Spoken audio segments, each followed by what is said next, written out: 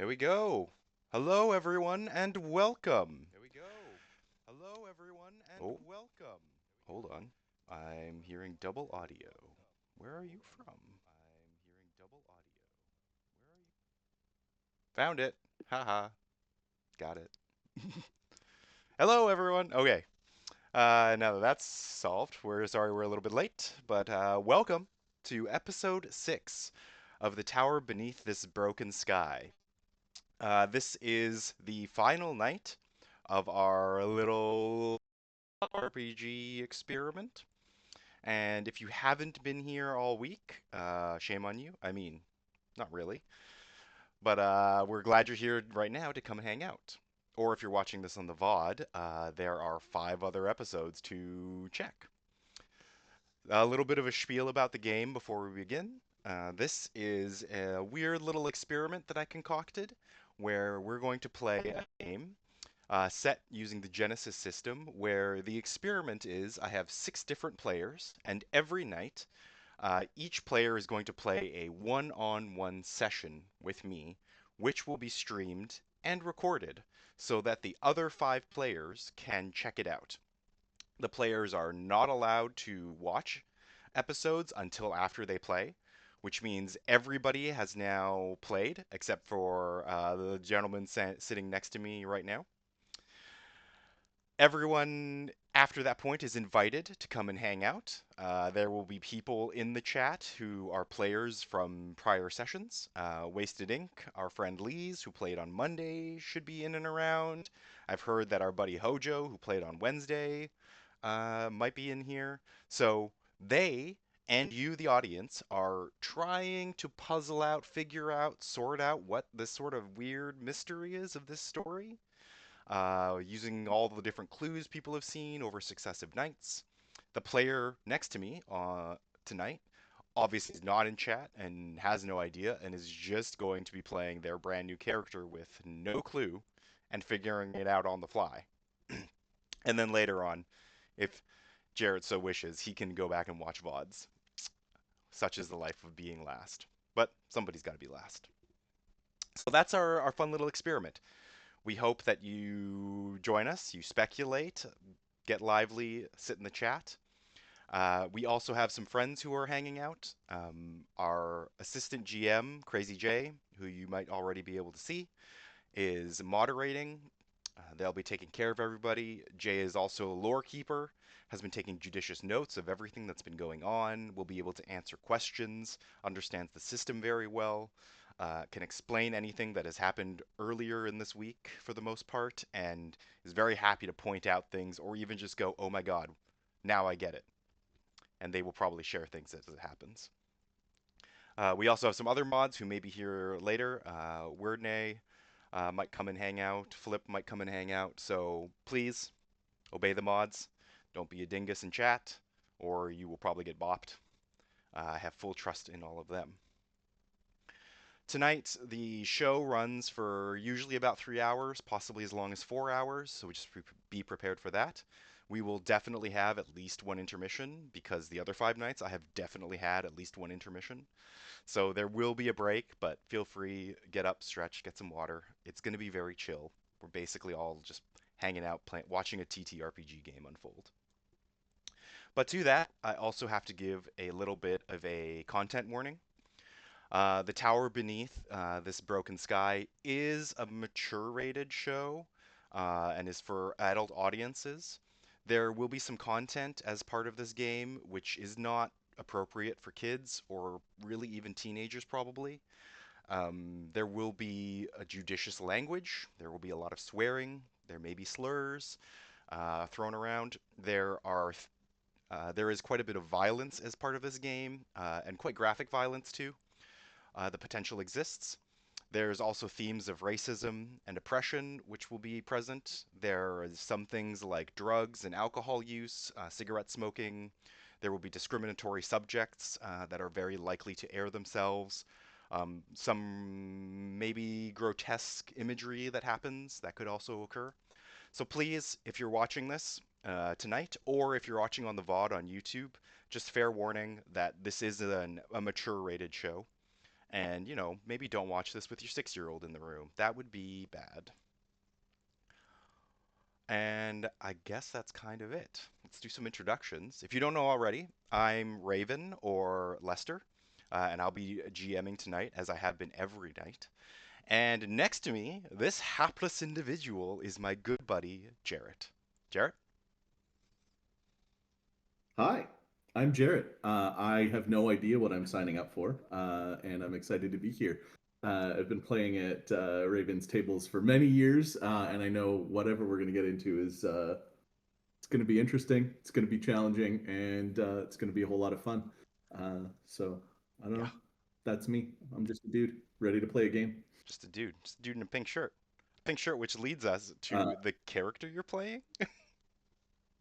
that's right. I'm happy to introduce you all to Dig. I say happy. Dig is an exploration I'm kind of working with here.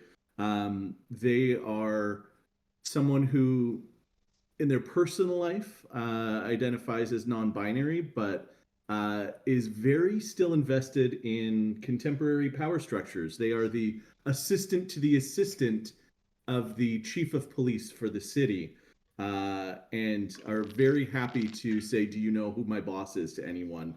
Uh, Ready to just really throw that weight around. And it's certain that the system, if you just follow the rules, will treat everyone fairly. You just got to be one of the good ones. So that's a real problem. And I don't think it's going to be great. I don't laud this character, but I think there's something interesting to explore here. So that's who Dig is. That is who Dig is. And for those who were here with us last night, going to be a little bit of a diversion from Jeff's Jackson with two X's. Oh, God. But without further ado, welcome everyone to the tower beneath this broken sky. Dig. It is late afternoon, almost quitting time. You're working downtown right now in a tall office, looking out over the Vancouver skyline, counting down the minutes, half listening to your boss, Mr. McClary, who is assistant to the police commissioner and therefore the leader of the team, of your team, and who you report directly to. Uh, Hmm. he he's got one foot out the door almost of the sort of collective office that you're all in, this sort of conference area, just putting on his jacket. All right, that sounds good, everyone. Tonight I'm going to Canucks game though, so I would really ideally have it that everything just goes really smoothly. Don't let me know if there's a problem. You all have your kind of general tasks to deal with over the weekend. Basically, I don't want to have to be bothered when I'm out with my wife and kids. It would be really great if everyone could just do me a real solid about this, hey? Yes, boss. Yes, boss, says Dig. Across from the way, your other contemporary, she gives a nod, not really paying attention while she's got her phone out. Once McCleary goes, the two of you can get out of here in like 10 minutes. Great. Good. Good chat, everybody. And hey, have a good weekend. He turns, flashes a smile, and struts out of the office. Melanie lets out a loser under her breath, keeps working on her phone. Uh,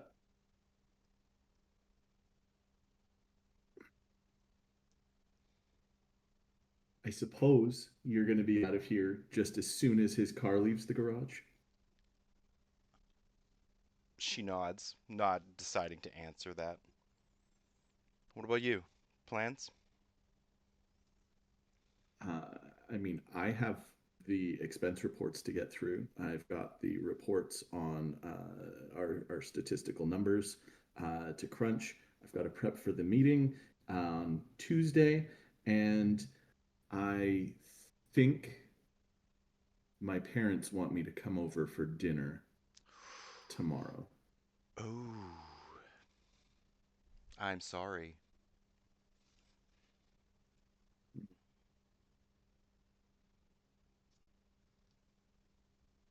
I suspect you're not going to be helping with any of the reports at this point.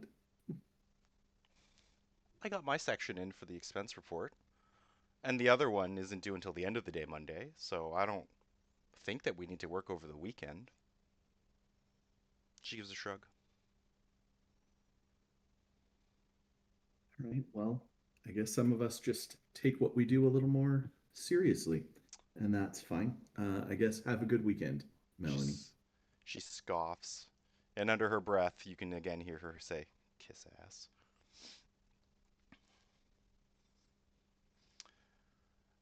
Dick does not react to that. Seeing she hasn't gotten a rise out of you, she Okay. stands. "Have a good weekend, Dig." Picks up her purse, jacket, strides out of the office.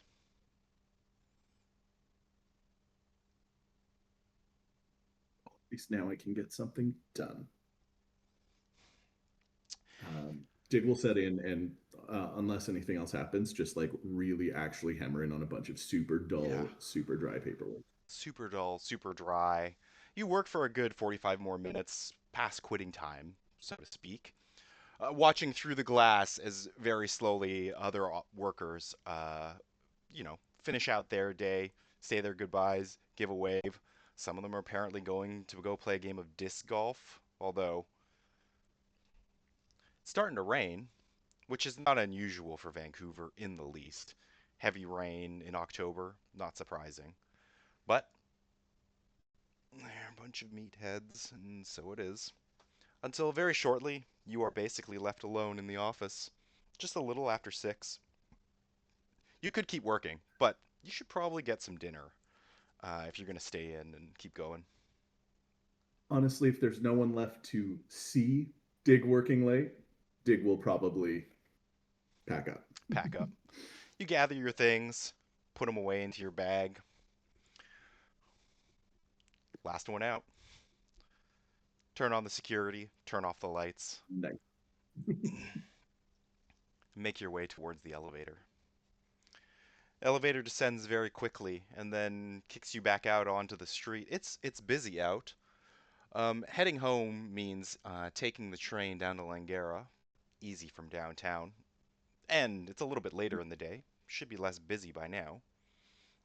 Should be no problem. Should be. Any messages or anything on the phone as I take it out and head down, power through the through the rain on the way home? You take a quick look. Message from Dad. Can you pick up some of that good beef jerky from? Sure. Take a swipe. Yeah, Yeah, Dad. yeah. Yeah, Dad. You can deal with that tomorrow. No big deal. The sidewalks are pretty busy. You make your way down to the train station. The platform, not crazy. End of the week, end of the day, not a problem at all. Might even get a seat at this rate. Well, it's not bad. The usual mugginess of the train station. There's just like when it's been raining, it's just kind of damp Yeah, in the train and the stations. Ugh. yeah. Damp and wet, a little muggy, dodging tourists who are all kind of like, I think we have to go out that door. As you, gonna keep going. The train rolls in on the line, and you do get in and manage to get a seat near the front, just sort of facing forwards. Rare, but take it, even though you don't have that far to go. While it's waiting, because this is the end of the line, you do get a little beep on your phone. This is from dispatch, which you have a direct line on, so you can help monitor in case there's anything going on the police feeds. Shooting Well, incident. they might. Shooting incident down by Sorry, City what? Hall. Officers en Oh, route. You get a message less than 30 seconds after that from McCleary. Can one of our team get eyes on that? Just to be around, in case anybody is needed. Just make notes. I'm already on my way to the arena, though. Can anyone take care of it? uh, ready to be the first one to answer. Dig absolutely says, "Yes, sir," right away. I'm not that far, and I'll be there in a few minutes. You tap that in really quickly. 20 seconds after that, you're a champ. Thanks, Dig. Great. Pleased. You drum your fingers really quickly on your own thigh, and then the doors shut on the train, and you're in motion. You'll be there in minutes. Knowing the traffic of the day, you might even beat some squad cars into that area. Gonna be a big moment for Dig, Gonna be getting a to big be moment. at the show. There's a train stops at the next station. Get another ping on your phone. Melanie. Thanks, Dig. Smiley face. No problem. Enjoy your weekend. Send. You send that off. Train heads to the next station. Pulling out. Busy. Fair bit of people. Enough that there are people standing now in the aisles, kind of looking at their phones, idling about. You can hear a buzz of noise and conversation in and around you. Did you see that? They're cordoning off one of the streets. Oh, I hope it doesn't affect the traffic. Oh, I hope the train doesn't get delayed. I have to be home in time for little snippets of conversation here and there. Um, I'm gonna be checking any online sources I've got, any social media, any police scan updates to see if I can at least figure out if there's reports of what's happening beyond the cop feed, just to keep a finger on the pulse of what I'm walking into. Yeah. Sounds like there's dispatch out from Broadway. Pretty quick then. Should be alright. Shooting. Two cars. Multiple offenders. On the police feed, it says maybe gang warfare. And then, strange for it to be in the middle of the day, though. Unusual. Treat with caution. Any suspects? Nothing said yet. As you are staring at that, however, a one person standing next to you, next to your seat, kind of tumbles over and almost jostles you in the leg. Sorry. Excuse me. He's a young guy in his 20s, probably. Pulls his headphones down. Real sorry, man. And then he rocks Mm. again. In fact, lots of people on the train are rocking. You realize there's not a lot of distance between these stations, but the train is actually picking up speed, going a bit faster.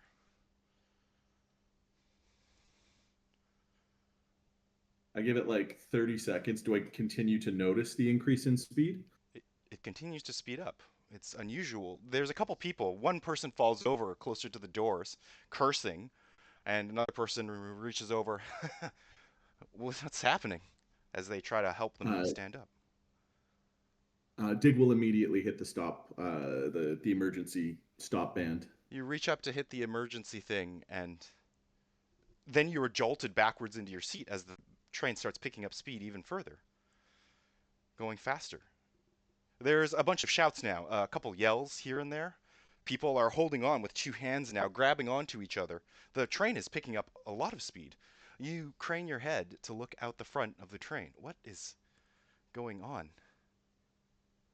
And there's a girl out there on the front of the train, just standing. She can't be very old, maybe 10, wearing strange clothes. Her back is to the window. Is anyone else reacting or seeing this? Doesn't seem like it. People are shouting and screaming, holding on to things, grabbing onto each other. Stuff is clattering backwards in the train as it continues to speed up. And this girl's outside of the train. Outside, on the front, in front of the glass. Uh, Big will stand up. It's okay, everyone. Stay calm. I'm sure the situation is under control. I'm with the VPD. It'll be fine. Uh, but we need someone to just stay calm, stay orderly, look out for each other, and we need to stop this so someone can get that girl off the front of the train. Roll leadership for me. Average.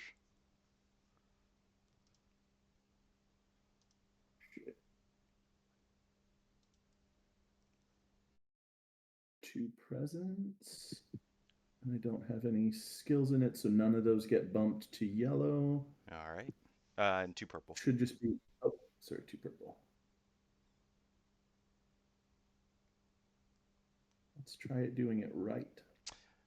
2 success, 1 threat. Immediately around you, some people sort of nod, helping each other, reaching for one another. But next to you, your seatmate, who is closest to the wall, is like, "What girl?" He says. Older man in his 50s, sort of bracing himself against the front. They're on the glass, just out on the front of the train. We need to get her inside. I don't know even how she got there. What? What are you talking about, man? I do a double take. Am I still seeing the girl? She's spun around somehow and is facing into the train. Her hands go up over this weird, sort of plasticky hood as though she's looking inside. And you realize her eyes are a bright, gleaming purple, looking right at you. Her lips move, but over the yells and the shrieks of metal of the train run, you can't hear what she says. Get inside. Her lips move again. And then she looks over her shoulder as the train rushes into Broadway Station, far too fast. No brakes at all. Screech of metal as it comes around the corner. Another woman is on the tracks, and there's a hit sound, a bang, loud like something hits stone or concrete. The whole train shudders. It rocks one way. People scream as they tumble over. You reach and grab onto the bar at this last second, being pulled out of your seat and thrown sideways before the train rocks back the other way, crunching you against the dude, the 50-year-old man who was sitting there also braced looking at you. Your head cracks against the side of the train, and it all goes black.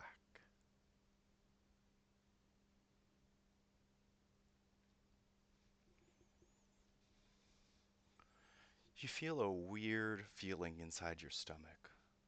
The way when you ride a roller coaster, how all of your organs and breath get pushed to one side, and then right as you're about to go around a curve on the other angle, it pushes back through your body into the other side.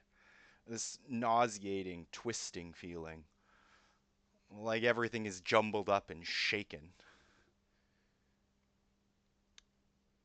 until you, your mouth is full of cotton and sand and dirt. You're face down, your hands buried in the ground a little bit, just up to your forearms.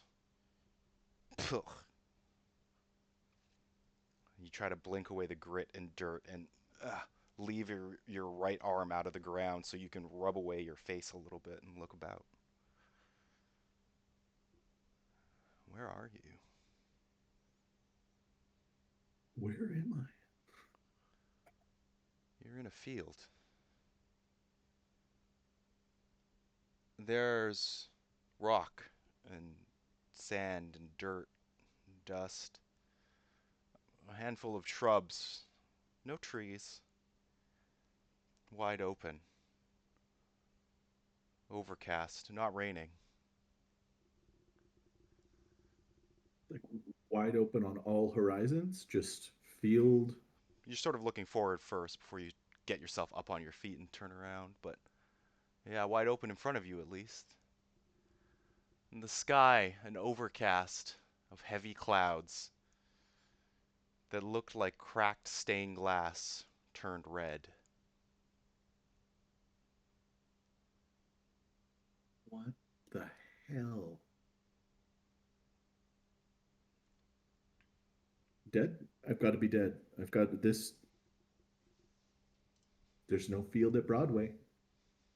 I died in a train crash.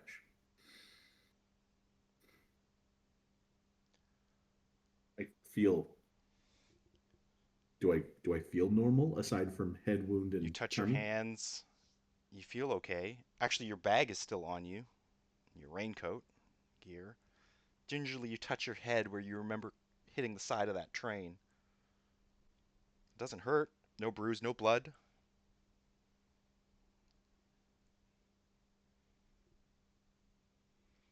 Slowly, you get up to your feet, the nausea kind of rolling out of your body finally. You feel okay. Turn around slowly to get and take stock of the area around. Roll a perception check for me. Average.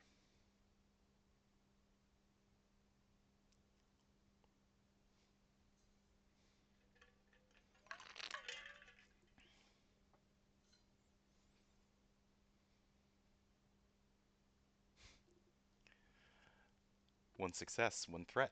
So many threat tonight. So many threat. You do a slow look around. Again, very empty in the direction where you were looking when you woke up. You're pretty sure it's not Canadian wilderness. Canadian wilderness has trees, for one thing. You would be able to see that, certainly. But this is like a wasteland, a desert almost. You have little bits of shrub, little bits of scraggly patched grass here and there, but nothing particular. As you go to turn around, you see there's a building of some kind, short and squat and made of concrete. Not like a building you've ever seen before. Not a house or a cabin or anything that you would expect out in the woods, but like a fortified, heavy building.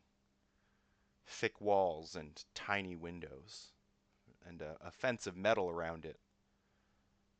No road, but maybe more like a dirt path that leads upwards to it. Fencing in a fort sounds like civilization to me. Uh, Weird, but let's go for it. You begin climbing the hill towards that. Not a brutal hill, just a gentle slope upwards to it. Easy enough climb. The ground gives between your feet, but beneath that it's rocky, so easy to navigate up until you get to this fence. It's not chain link, but instead it's like metal slats driven into the ground about 5 feet tall. There's a gate. Well, the gate is a little bit open, just a crack. Looks like a gate that would admit a vehicle, probably, although you see no evidence of tire tread or, again, no real road.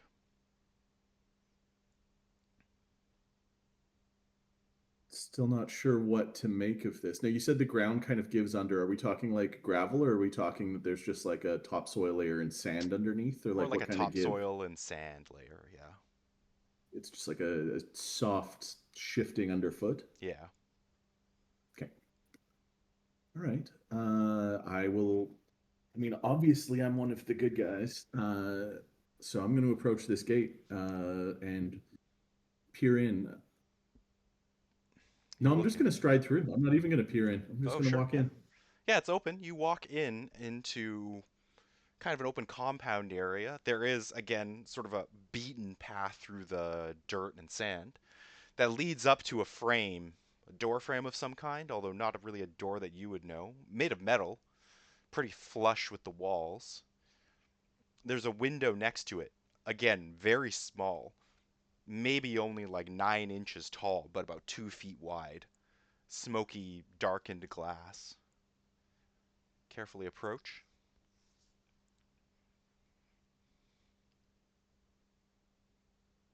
I'll take a quick look in through the window. See, is it high enough or is it eye level that I can see into it? Yeah, you can just kind of like get over to it and peer inwards, looking. You can kind of make out shape, but not movement. It's pretty dark. Looks like it's not really made so that people can see in very easily. There might be furniture, it seems like. There's no light, at least that you can see through it. But yeah, no movement, but you're not sure. Okay. I've got my bag with me.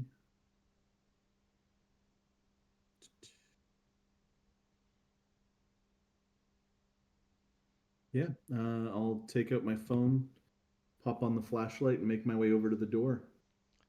Turn on your flashlight, go over to the door. There's a handle on the outside and a panel, kind of like a security panel, a tag panel of some kind, pretty close to the front. Hmm.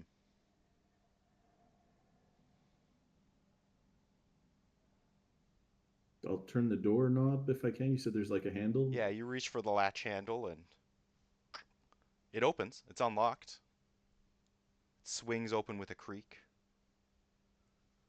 It's heavy. Again, not wood, but made of some kind of dense, thick metal. The door is actually pretty solid, but light. You pull it open and step inside.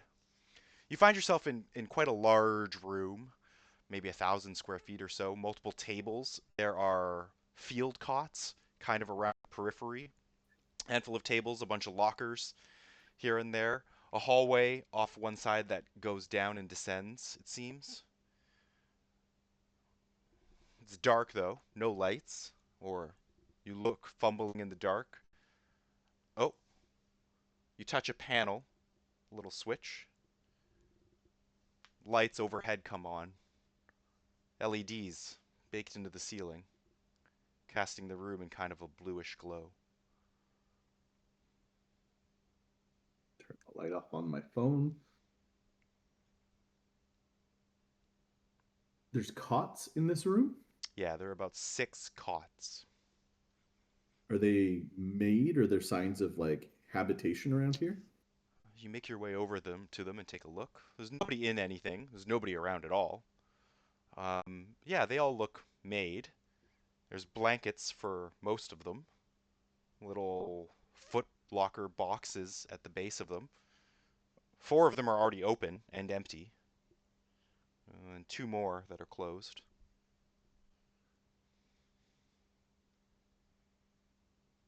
Hello? Anyone here? You call out. It echoes a little bit around this empty room and a little down the corridor. No answer returns to you. Are there? Yeah, there's cots. There's old furniture. There like, is there a desk or any kind of paperwork? Any indication of what this place is? I'm gonna start digging around to try and figure out, yeah, what this spot is. All right, make a. Uh, that will be mm, either a survival or a perception check. Your choice. Average. Set.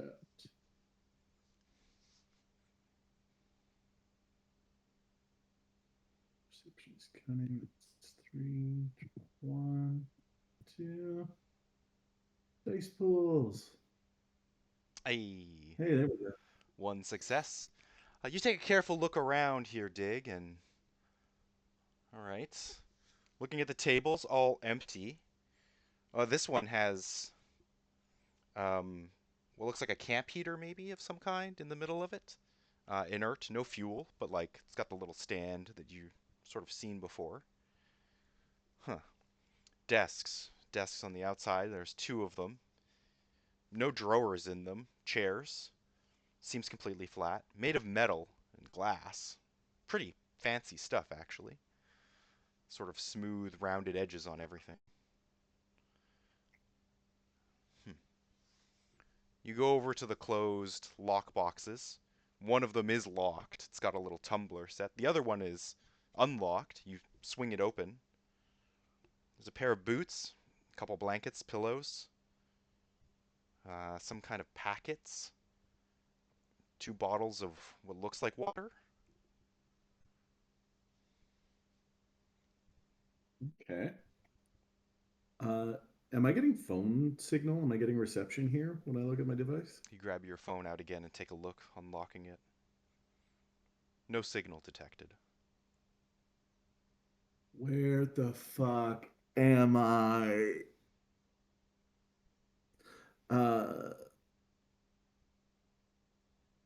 all right. You said there's a hallway around the corner. Hmm. This is a pretty heavily fortified building, right? Like this is what was the outside made of? Was it stonework, you said? Yeah, like concrete. Yeah, like poured concrete. Concrete. Okay. And you said it's a squat, kind of squarish building, 3 stories ish? One story, it seems. 1 story. Yeah, pretty Oh, flat. okay. Uh, I'm gonna see if there's any sort of. I'm gonna look around for roof access, see if Yeah, I can get up somewhere higher and try and get a signal. yeah. Where the fuck am I? And begin walking over to the hallway to see what else is in this building. When you hear a scratching sound, scratching, scrabbling, kind of like a dog on linoleum. Sound of paws or feet moving above you. At least there's a way onto the fucking roof. Uh, a dog on the roof. Okay. Again, so the hallway I go down, does there seem to be a roof access panel You make your or way any sort down of that and realize it doesn't go up, as far as you can see anyway. There's two doors that look like they have the symbols for like a washroom, maybe. And then it goes to a door that has a staircase that says down. let's not do that yet. From the All main right. room, you hear a thump noise, and then that scrabbling on the floor, on the ground floor level in that room. In the main room. So I'm in the hallway and I Yeah, hear scrabbling in the you're in main the room. hallway now. You've moved off to that to go see where that goes. If I hear a noise from the main room, I'm gonna head back that way and see what I'm looking at. You head back that way, and just inside the door frame, you see a person. Person? They're crouched over. They are stripped at the waist to the waist, wearing a ragged pair of pants or shorts, really, kind of torn and stained and dirty. But they are quite large. You've seen some pretty heavy set cops, but like in that ballpark, quite big. Half of their face is burned and scarred, puckered into a strange way, and across their bare chest and arms, a myriad of scars that form a weird grid pattern across it. There is a kind of madness and twitchiness to them, and you realize as they sort of crawl forwards, like almost like a gorilla, that their hands are tipped with 2-inch long black nails. It creeps forward, looking one way and then the other. And then it kind of tilts its head. It doesn't seem like it's seen you yet, but it's like it's listening.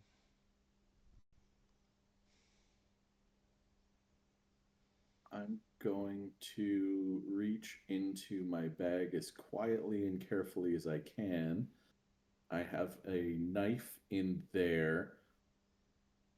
And also, uh, I have a pack of breath mints. You reach in there, pull out a pack of breath mints and a knife. Does it look like it's like looking or does it look like it's sniffing? You can't tell if it's listening or sniffing, but it's definitely not looking. Its eyes, like its pupils, have not moved to take in the room. Uh, I as quietly as I can. Uh, what kind of knife is this? Actually, I should check. Like a small flipper or Yeah, it's like a like a small combat? flip out knife. Yeah, like a Okay. survival knife more than a combat knife. Yeah, yeah. So we're talking, yeah, little flipper, three Yeah, inch blade kind of thing. yeah. Okay. I'm gonna keep that closed for now. But in one hand, I'm gonna quietly as humanly possible open the pack of breath mints, and I'm gonna take one out and I'm gonna try and flick it across behind the thing to see how it reacts. All right. You can make either a ranged attack with agility, or I will accept a skullduggery check Let's with skull cunning. dug in it. All right. Uh, so that's 3 average again. It'll be easy because you're just throwing a piece of gum across the room. So one Easy means purple. 1 purple. Yeah. Got it. There we go. There is the barest crackle as you pull the gum out, as you realize the creature sort of starts to turn towards you before you, oh shit, right, fling the piece of gum across where it clatters underneath one of the cots on the opposite side of the room. Immediately, it snaps towards that. And then, using its fingers, which it digs into the ground with a rough scrape sound, flings itself forward, right until it crashes into the cot and begins wildly shredding, tearing apart the material of the blanket.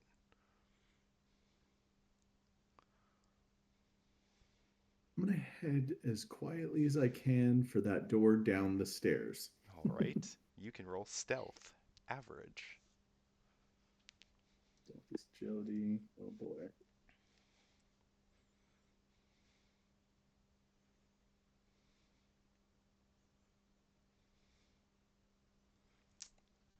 Two fail, one advantage.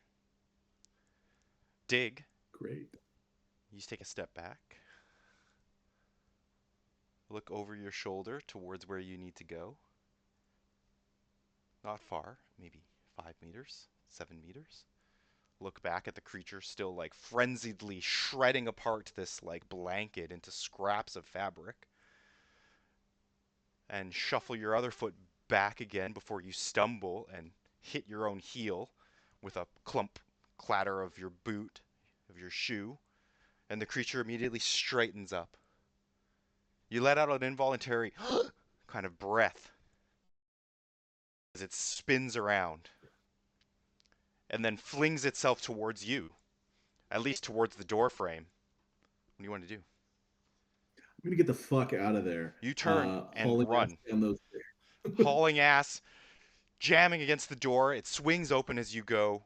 You race forwards. Behind you, you hear a scrabble, scrabble, and then a whoomp sound, like a deep, bassy beat, a single note thump, and then a bang against the side, a sort of clattery, fleshy sound as a kind of roar behind it.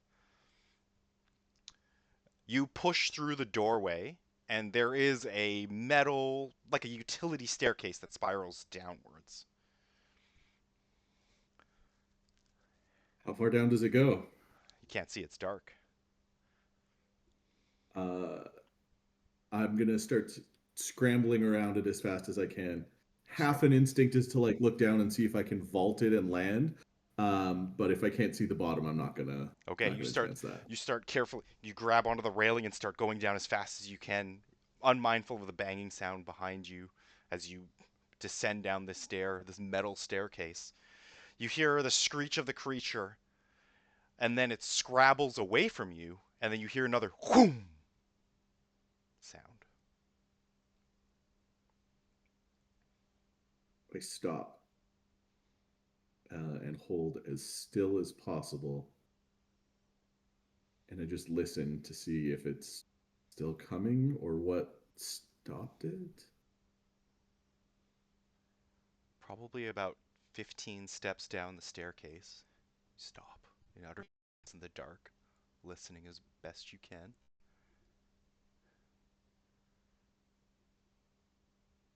There is one final boo sound, and then something that sounds kind of wet and splattery, like somebody had emptied a mop out.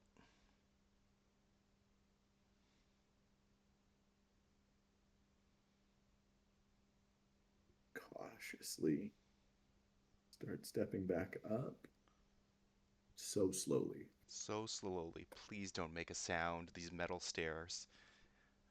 Hand on the railing, as much weight as you can put on it. You step up by step up. The door at the top opens again slowly, letting in a little bare crack of light. Hello? Someone here. Thank God, a human. Hello. Hi. Hello? Dick will come out. You hurry up the stairs, and at the top, leaning through the open door, you see a person. I They think look one of like my this. favorite characters I've seen so far. Wearing kind of curious clothing, boots, professional looking pants, a coat of some kind of armor. They have a muffler like a scarf over their mouth and wrapped around them, a pair of goggles over their eyes, and then kind of a funny looking hat. over the top of them. They have in their hand a pistol as they. Ah, you distracted it. Are you alright? What the hell was it? Who? Where? Yeah, what? Where is this? What? Who are you? What was that? What was that? So many questions. Yeah, It's alright. I've killed it. Are are you you hurt? supposed to do that? No, I'm fine. Good. You can see the person pulls Confused. their coat back and tucks away the gun then at that point, sliding it away. Do you have a permit for that? Uh, I suppose I do, yes. How did Okay, you get good. in here? Well, the door was open.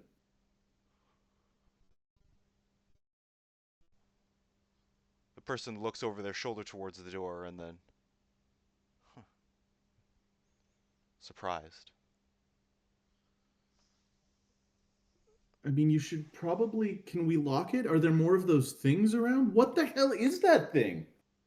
Jiang, monster. I will lock the door. Give me a moment. Turns and walks away. What? Monster? I. Oh, Do you go I into the main concussed room? myself. Yeah, I follow in, muttering that I've concussed myself. I'm in a coma. I may never wake up. Uh, did you ever watch The Odyssey? Did you watch that when you were a kid with the kid who's in the coma and all the kids? I'm like, that's Dig is just spiraling Dig is thinking about a that. full-on old Canadian canlit TV moment. Yeah. Hell Following this yeah. strange man who approaches the door, takes one more look out in both directions, huh, shuts it, turns around to look at you, and then gives you sort of a once-over looking up at you. You're not Okay. hurt, Well, but you're worried about no, being no. concussed. Yeah, I was in a train crash and now I'm obviously in a coma or have a brain injury and I'm hallucinating about monsters and guys in armored cowboy hats. So, um, that's how my day is going. How are you? Actually, quite well overall. I'm going to Good, throw something good. over that body. And he points just alongside where the door frame is. The creature, again humanoid, sitting up against the wall. It looks like it has been punched with like a bowling ball in the chest. The whole thing caved in one section, sort of bleeding Did I profusely into a pool. did I hear an actual gunshot? No. Oh. Uh, so sorry, thank you for I guess saving me, but what that's a monster. Jiang, Jiang. a mutant. Uh, yes, a bioweapon. Residual from the war. The what? The war. Where are you from? Vancouver. I was coming from downtown. There was a shooting at City Hall, and I had to go. And then the train, and then there was a girl, and then the train crashed, and I. Why is my brain hallucinating this? I don't think you are hallucinating, but if you need me to check, I can scan you. Would a hallucination tell me if I was hallucinating? Let's Generally find not. out. Yeah. Okay, sure. Scan me, I guess. I don't know. The person walks towards you, reaches into a pocket, and then it produces a piece of glass, which they, and it slides apart into, bigger than a phone, but it's just a piece of glass. It seems like perfectly square. They hold it up towards you for a moment, and you can see symbols or text and various lines and designs going across as they.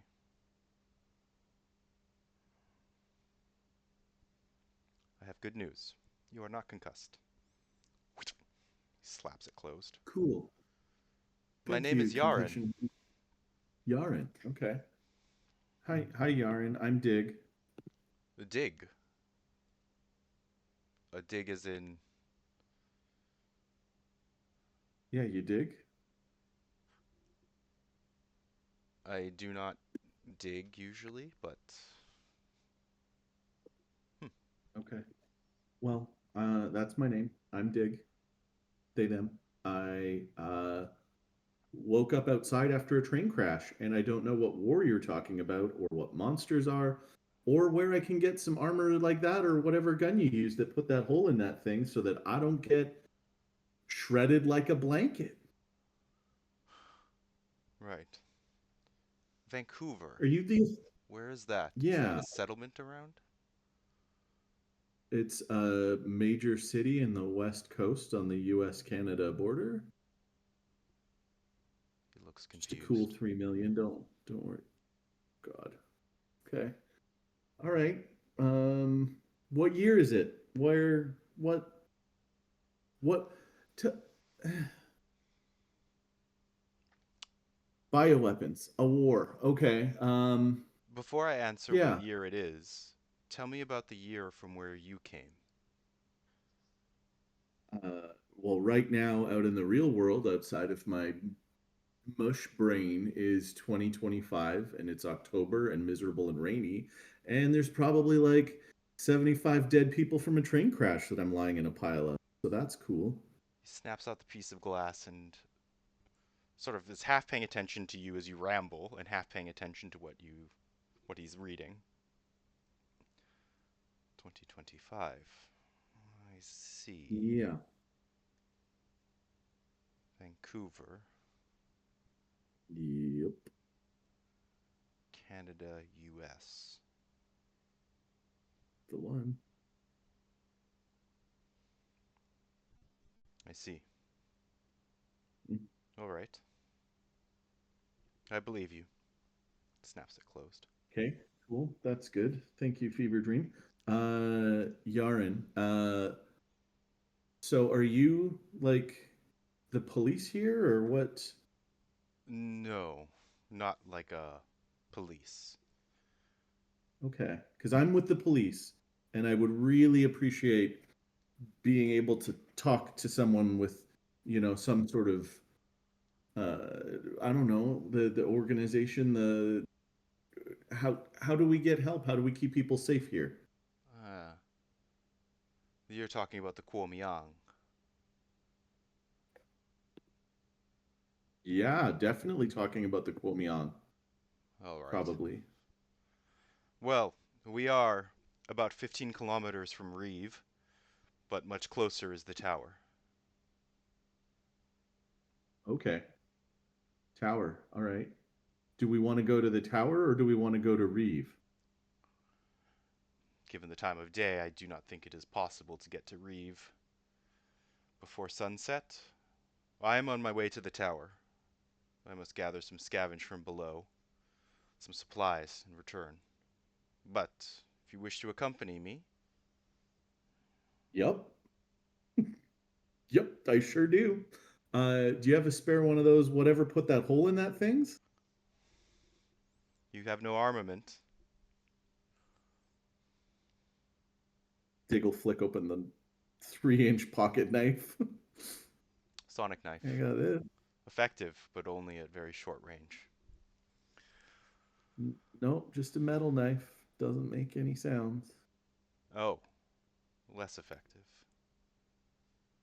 Against what? Against young. Are there more of those things? Many times many more. Okay. Yeah, I'll stick with you. What are we gathering up before we go? There are some supplies downstairs. You need not worry, I will take care of it. If you are concussed anyway, you should not exert yourself, I would imagine. Apparently I'm not concussed. Apparently I'm fine, but I'll gather up some stuff and Dig will start gathering up the blankets and rations and water Yarn from the will pull case. off an empty bag, put it on the table for you, and then turns around and heads in and then down the stairs. You hear his steps on the metal of the staircase for a little bit and then goes into silence. Cool, cool, cool, cool, cool. Um, Bioweapons, a war. Sure. Did I recognize the writing on his device as any language that I know No. or have even seen? Yeah, Nope. no. Okay. Cool. You do find your Well, gaze drifting slowly towards the blanket covered body, inert against the wall where he has covered it up. take a peek at what the fuck that was, get a closer look. Lean forward and just very carefully peel it back. Up close, again, yeah, a humanoid face. Very hard to distinguish. It has space for two eyes, a nose if it had been burned off, but like you could still see nostril holes. A wicked mouth with one single black fang descending out of it. But like it is the upper body, you don't want to peel it all the way back because you don't want to look at that weird indentation The whole. wound exactly. But you can see the all around its neck, like there are scars like a grid pattern and a set of rings that have been tattooed into it, and then a serial code.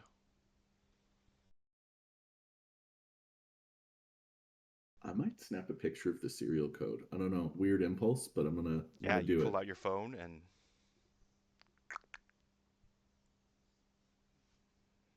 capture a picture. Document this shit for later. I don't know, make a police report when we're all done. Yeah. I put the blanket back over it and resume packing up some supplies to go with my new best. Puts a cannonball sized hole in.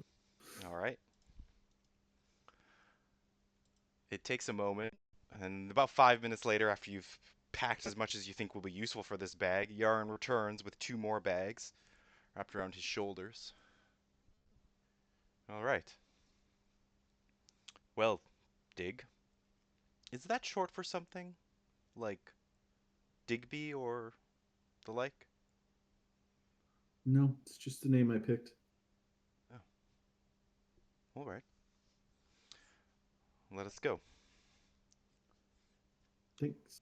I'll haul up the yeah whatever I jammed in the Yeah. from the crate and You throw it over your other haul shoulder and strap it on the same way Yarn has his two. Step outside. The two of you begin to walk. You can see that there is a big cliff, and Yarn goes, "That's where we're going." As you walk around this little bunker, and he points up at the sky and shows you in the distance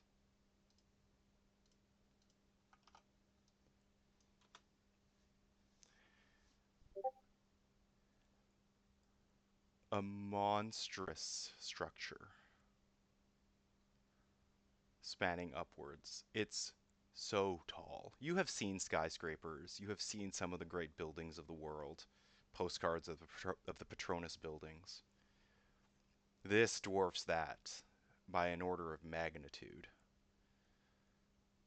So large that the top of it vanishes through the clouds of that strange set of stained glass cloud. Beneath and around it, there are buildings spanning about it.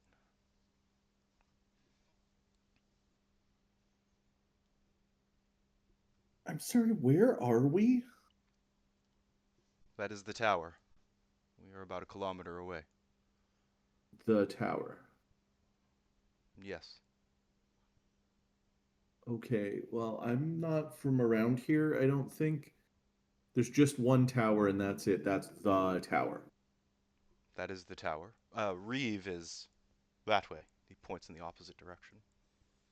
And revisit town, a city, person. Reeve is Oh, one of the two cities, 180 oh, million people. okay. That's bigger than where I'm from. And there are two cities, The other just two. one is Luminos, but it is a great deal further from here. Okay.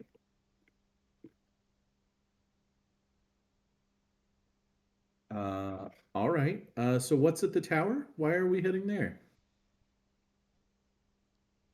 Yaron looks towards the tower for a moment and then looks back at you. Our salvation. Fuck me up. I love some salvation. Let's go. Shoulders his bag and then starts walking. I'll follow along and try to keep up. Dig is not the most athletic individual, but they're a desk jockey, but they have motivation. The two of you for a ways. Yaron, at some point, 4 or 5 minutes in, takes a look over his shoulder at you. You wish to ask a question about what year it is, I imagine. Yeah, sure. Why not? What year is it? It's difficult to answer exactly, but we believe it is 3371. Cool. Cool. Okay. Uh 3371. Fun. So what's been happening? There was a war, I hear. There's bioweapons. What's the story there? There was a war. There have been, as I understand it, many wars, but there was one in around the 3300s, which is why we don't know exactly what year it is. Okay. And that's when they built this big old tower? No, the tower is to rectify the mistakes of that war. The end of They the built war everything. was because there was an incident, cataclysm, temporal problem.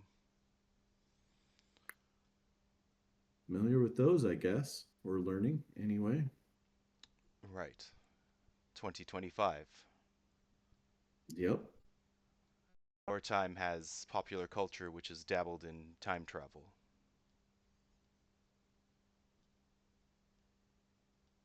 We've got TV shows about it. Sure. Yeah. This will be easier to explain then. Cool. This is one interesting fever dream. All right. Sure. We're time traveling.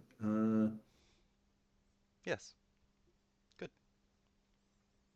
Okay. All right. Why not? Uh, okay. Well, let's 3,300 some odd wars. Bioweapons, huh? What's that about? Bioweapons that cause mutations. They are unrestrained monsters.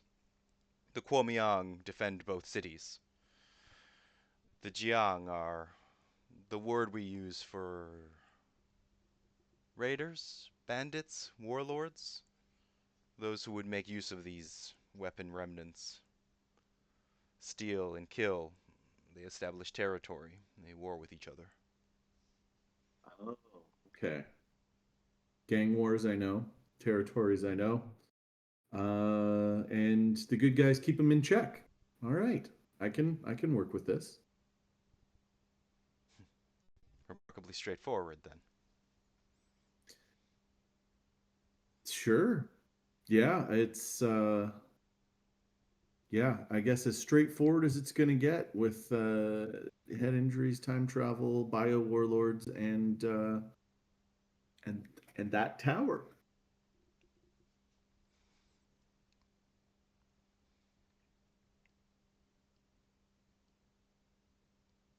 You keep walking. Yep, Dig is certain that whatever fever dream this is, they're in it. They're going. All right. Eventually, the ground levels out, and you and Yarn begin walking along what is probably a highway. You kind of intersect it and then begin walking along this pavement of what is a very wide highway. Probably enough that would accommodate like six, maybe eight cars on each side, but there's no lane markers. It's robustly built, even though there's like a slightly soft feeling underneath your shoes. You can feel that it's made of something better than, modern day pavement. There are no cracks in it anywhere. There is no patching or potholes in it, but there are sections where it is scratched and scarred, burn marks across it, squeals of tire and soot.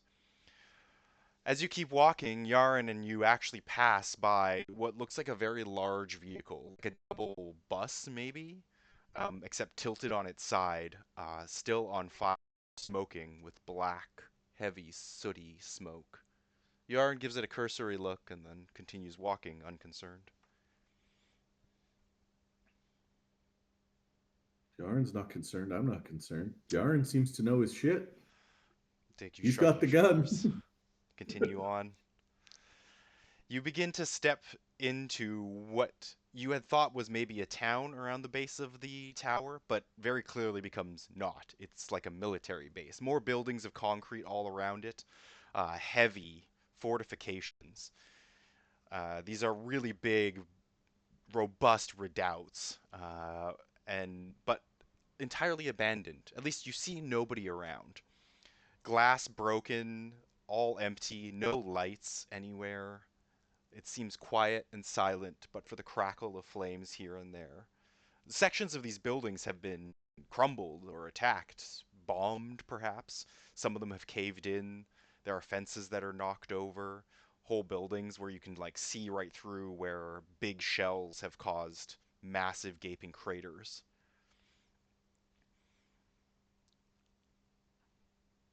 And this is somewhere we're going to be safe.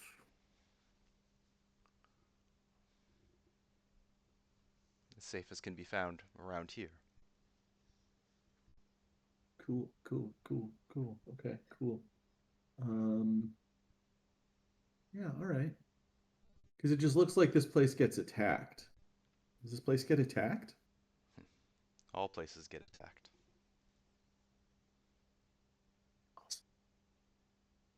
All right, all right. Does this place get attacked less? This place has a wall. Yarn points. Ahead of you down the highway, you are coming up upon a giant wall. Wall is probably the word. It's like 20 stories tall, made of flush steel. Uh, Enormous gate. There are points on it that are burned and scorched, but it is probably dozens of meters thick. Closed, shut, heavy. Walls? Walls are good. All right, let's go be on the other side of the walls where those bioweapon geons are not. Indeed. However, Yarm will flick out the glass and take a look at it for a moment. It is too late in the day for us to open the main gate. We shall have to open a side gate and pass through that way. All right, Hmm. you're the boss. Let's just tell me what I need to do. Let's go get it done.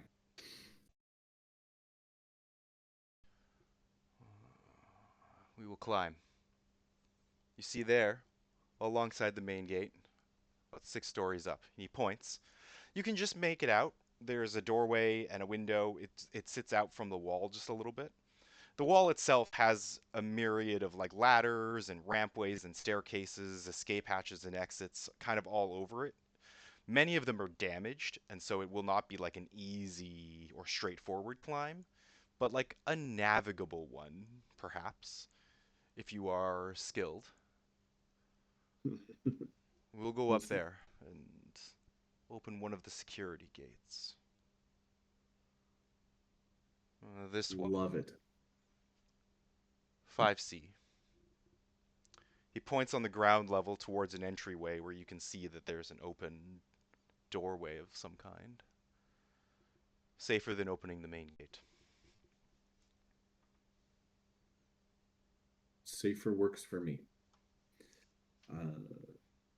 Dig will trundle along just like 3 steps behind and just just at Yaren's heels, ready to follow and listen. All right. Yaren steps forward, looks upwards, looks at you, nods, and then jumps, grabs a ladder, and begins climbing. Make me an athletics check. Average. Okay, well that's not going to be anything impressive.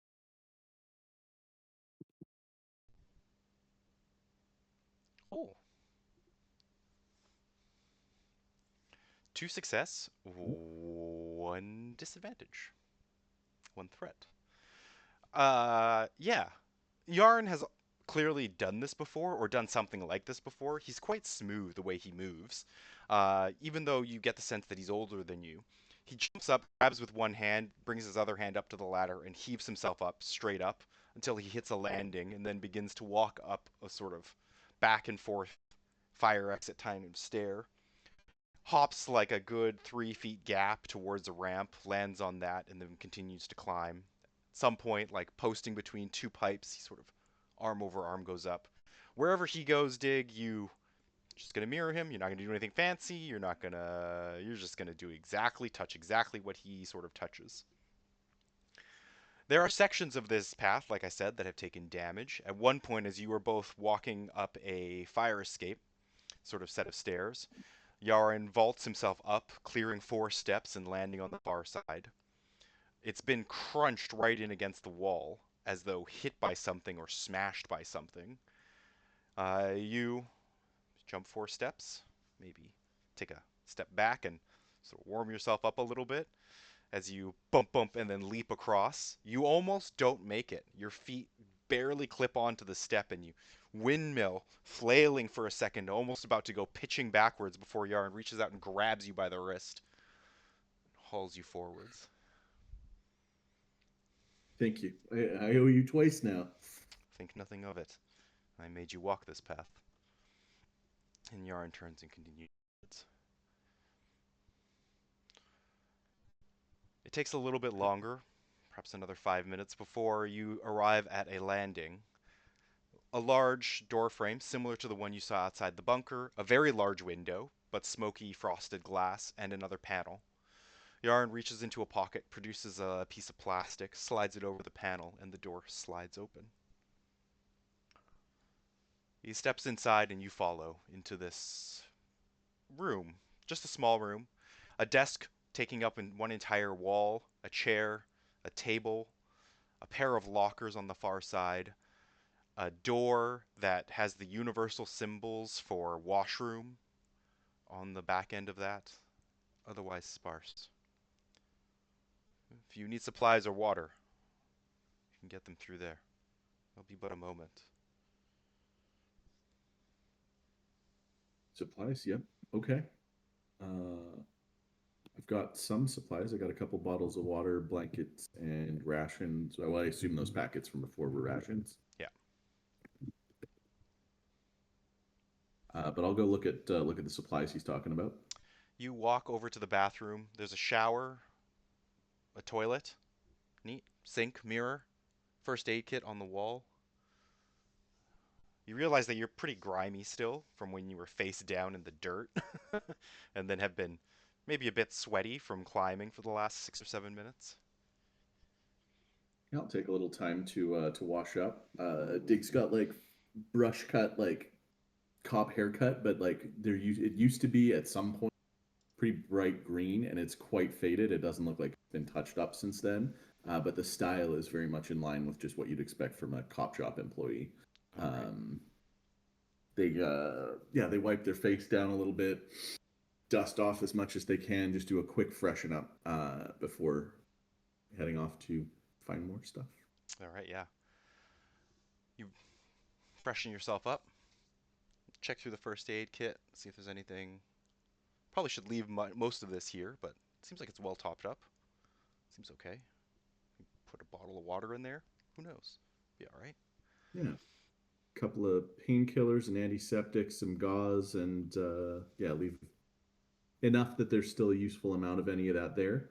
Yeah. But take a little bit with me. You grab a couple supplies that you might need just in case. come back to the main room, and Yarin is sitting in the sort of desk chair, and in front of him, what was the empty desk, there is a myriad of 20 different screens there. Frozen. Oh, you having trouble? Uh, I seems fine. I don't know. It looked like you're frozen on your end, but probably not. So we're good. Okay. He's sitting in front in the desk, and there's like 20 different floating projected screens there. Very Minority Report. As he snaps his fingers, taps. Oh, was that Jay? That was what Your we mic was on. heard, tapping and snapping. I heard tapping and snapping. Uh, and there is a flash of screen moving by, whirling one way and then the other. It looks like there are a series of reports. He pulls up some cameras. Hmm. I'm gonna get you to mute, maybe, I Jay. think that's Jay, who Yeah, it is sure not is. muted. Yeah. Mostly because both of my hands are on screen. Haha. Yeah, you know my note taking. It Yeah, yeah, is not robust. yeah. Uh, And scrolls through all the different points before 5C. Are you ready to go, Dig? yep, yeah. I've got some supplies with me. I think we're as ready as we're getting. All right. Click. He reaches forward, touches it, and a light turns green. Stands up, taps the desk, and everything collapses and vanishes away. Hey, All right. We go back to the ground now. There is an easier way if you wish to try. easier, but I thought we were coming up here to go in. Are we not going in? We are going in, but the security gate is on the ground. Oh, so we were here because. We need to unlock it. There's no Oh, remote unlocking for a tower, for the tower. no, that makes sense. There's shit out there. That's what I've seen anyway. That's what I know. Indeed. He goes over to the Yes, sir. locker, opens one, looks at it for a moment, closes it, goes to the other one. It's locked. You can hear it rattle for a moment. And then he rubs his fingers together and touches the lock. You hear a thunk, and then he opens it.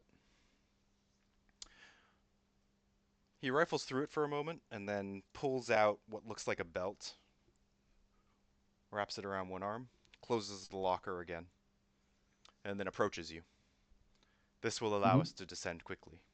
He slings it around your waist like a girdle, snaps it and ties it together, and then extends out what looks like a little grapple hook.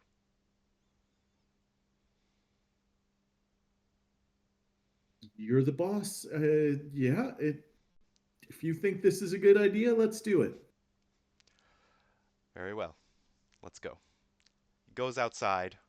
You follow. He shuts the door behind, and then goes over to the railing of the edge of the platform. Reaching for your belt, he pulls the grapple and very carefully hooks it properly on the railing edge. I will help guide you. Step out over the railing. You can hold it with both hands. Hmm. Hmm. Okay. Yep. Now Holding. lean backwards, slowly. Bend your knees. Mhm. Yep. Release one hand and let the weight of the girdle take you. Releasing hand. Now roll me coordination. Average. You get 2 blue Oh, die though, because Yarn is helping you. coordination is actually not something I'm terrible at. And two blue, you said. And average. Done.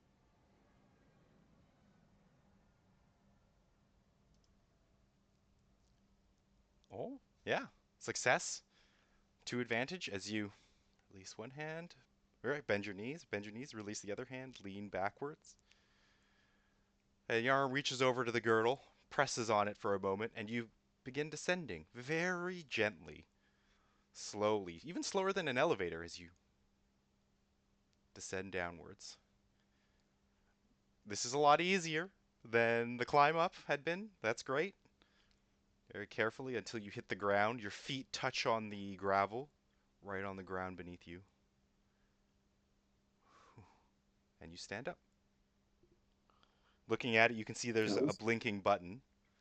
Jarrett had said to press. You press it, and the rope snaps down and coils back up into the belt.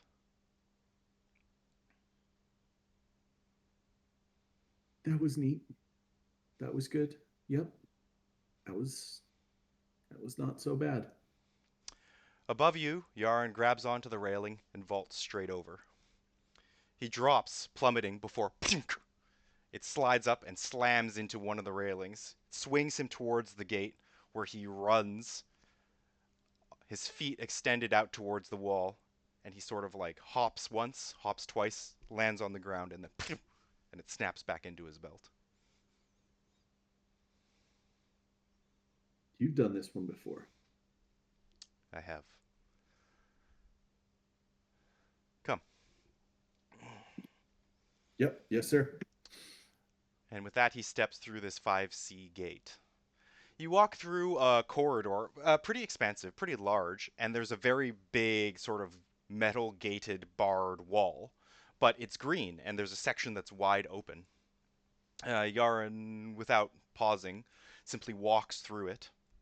Once you're through, he pulls it shut behind you, even though it's still green, nods to himself as though pleased about something, and then proceeds further inwards. That's locked though now, right? Behind us. I will send someone to lock it, yes. Okay. Because attacks I heard happen, Yes. so I don't. Yeah. Okay. You walk through this little security into a very large courtyard. Plaza, almost? The tower is huge, but you have not really grokked the gravitas of it until this moment, as it keeps going up and up and up above your heads. It's huge. So large and so tall that when you tilt your head up to look straight up, you get a sense immediately of vertigo. That moment where your body thinks that you should be able to just walk up it. It is so wide. It is several football fields thick. Like, it is enormous. This behemoth of steel and glass. Who built this thing?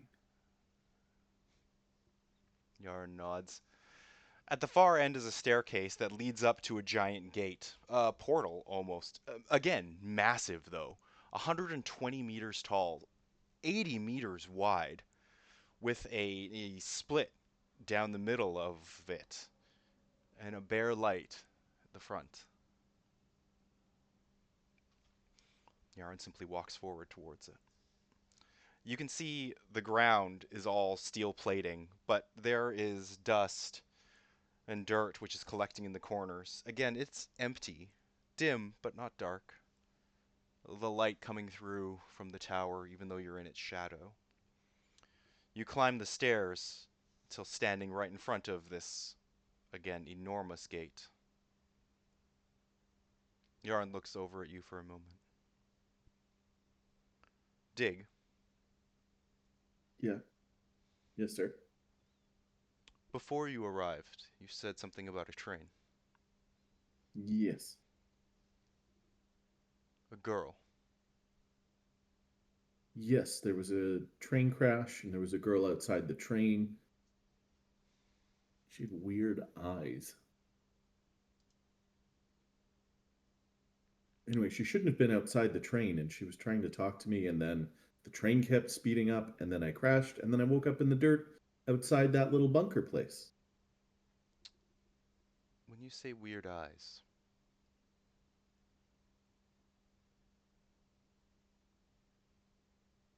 Yeah, like glowing purple. hmm, that a normal thing? Was there a biomutant in my time, a time traveling Jiang ready to come fuck up No, our trains, I guess? but I wish to test something. Okay. What do you need me to do? He reaches into his pocket and produces a small black box, like a ring box almost. He cracks it open, holds it out towards you. In it, you see this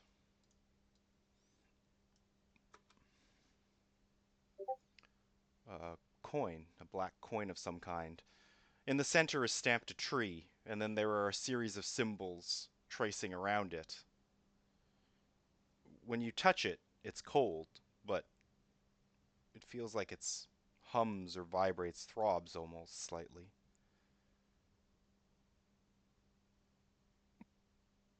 And you lift it out What of the is this? box, Yeah. and the rings begin to spin of their own accord. Three of them, concentric spinning rings. Yarn Oh, watches it's you like carefully. sizable, not like Yeah, a like a size of normal. a seashell. Okay. Uh, this seems like inconvenient currency.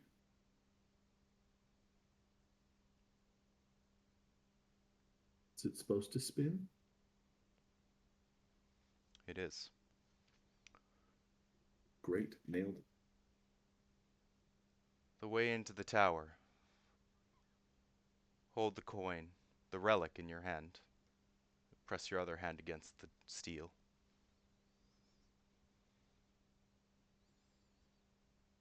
Dick does so unhesitatingly. Unhesitatingly, Dig. You press your hand against the door.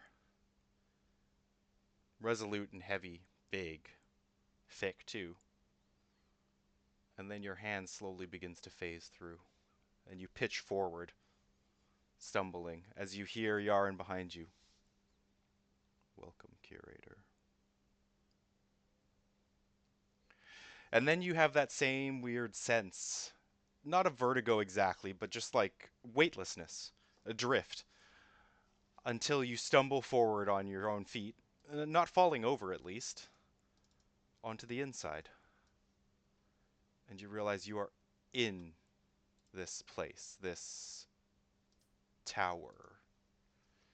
It's hollow, and again, massive. There are huge causeways, catwalks extending in all directions. There are rampways and stairs. It's like a weird Escher in here. In the very center is a giant pillar, which has dancing light that moves up and down it, tracing up and down, trailing. The causeway you're on, this path, is quite wide, enough that you could fit vehicles like a road. You realize that even on the inside, looking all the way up, you can't see the top. It's so far upwards. And do I see people anywhere? Like I turned to Yarn. I thought there'd be more people Yaren steps in as here. well, just over your shoulder.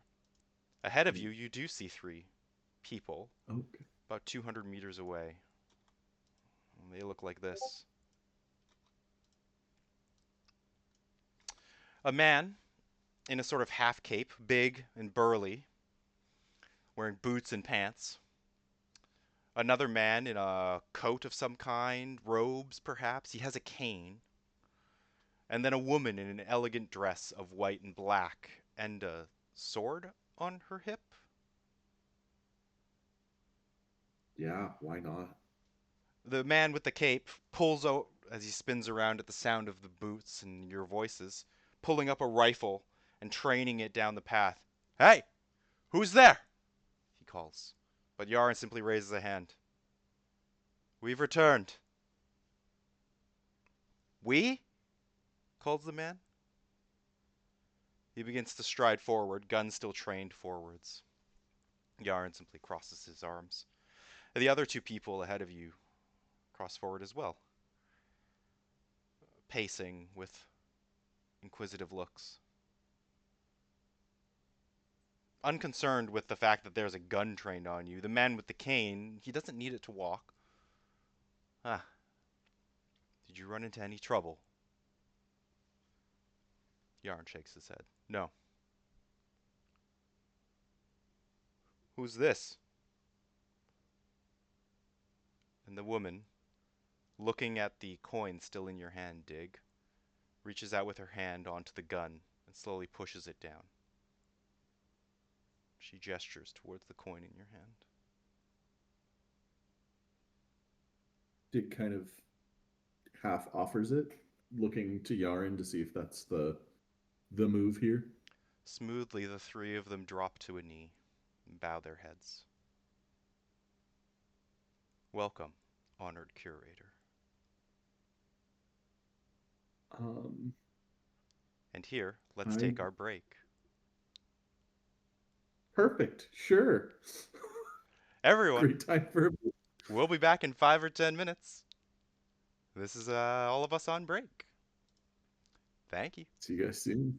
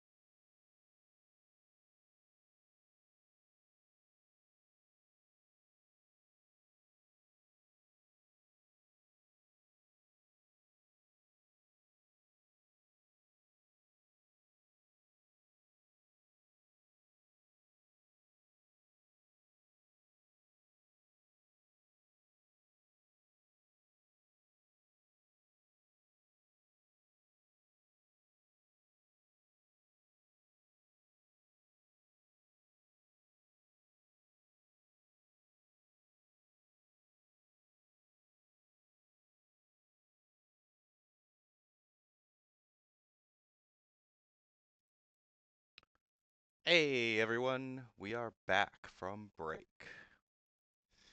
Give it just another moment till I get the okay, but it looks like we're good. Hopefully everybody can hear me. Great, great. Good, good. Delightful. All right. Yeah, three figures, three people who have walked towards you across this long path and then dropped to their knees and said, "Welcome, honored curator." Um, no, I'm Dig. I work for the VPD. I'm not the curator. Or no, that's you. Maybe that's you're thinking of my mom who curated that hippy dippy art gallery for a little while. Uh, It's all right, Dig. yeah, The relic that I gave you, the fact that three rings spin, it means you have an affinity for the tower. You have talent. thank you. I've always thought so. Fetch, will you take Dig aside and enlighten him a little bit? Stack, I brought supplies, and we'll need to go reclose the security door, 5C. Stack, at this point, finally puts away the gun, and the man with the cape nods. The other man, Fetch?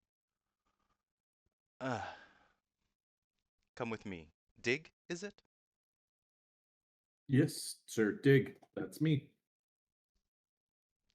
Come. He leads you a little bit away while the others sort of talk as he looks you up and down. This must be a shock. I'm sure it's very surprising, but you're a new curator, and if Yarin Uh, seems to believe it, I see no reason otherwise. Do you know what year it is? absolutely. 2845 or whatever, something. Not 33, 2025. not 2025. You're from 2025. Yes. Hmm. Similarly, he snaps out a piece of glass and takes a look at it. Ah, 2025. This will be easy then. Uh, you've seen Marvel movies? The Avengers? Ugh. Ugh. Superhero movies. You're familiar with the concept anyway then. Yeah, sure. Can't get around it. Well, think that, but maybe with a little less quipping. I can deal with less quipping. About 100 years ago, there was a war. The latest in a succession of lengthy and indeterminate, awful, atrocity-filled wars. However, the defining thing of this one was there was a temporal cataclysm moment, which has fractured a series of timelines and, well, done an incredible amount of damage. Not only for us, but for everyone. And by everyone, I suppose I do mean everyone. Curators, like yourself, are people with an affinity for jumping through time. We are building this tower to restore these timelines and fix problems. We can't do it alone. Only curators can. A title bestowed these one people who show up in our time. Okay. As Sure. Yarin said, the relic you hold in your hand. It's a signifier of your ability. Most people can only spin one ring. That three spin for you means you have talent.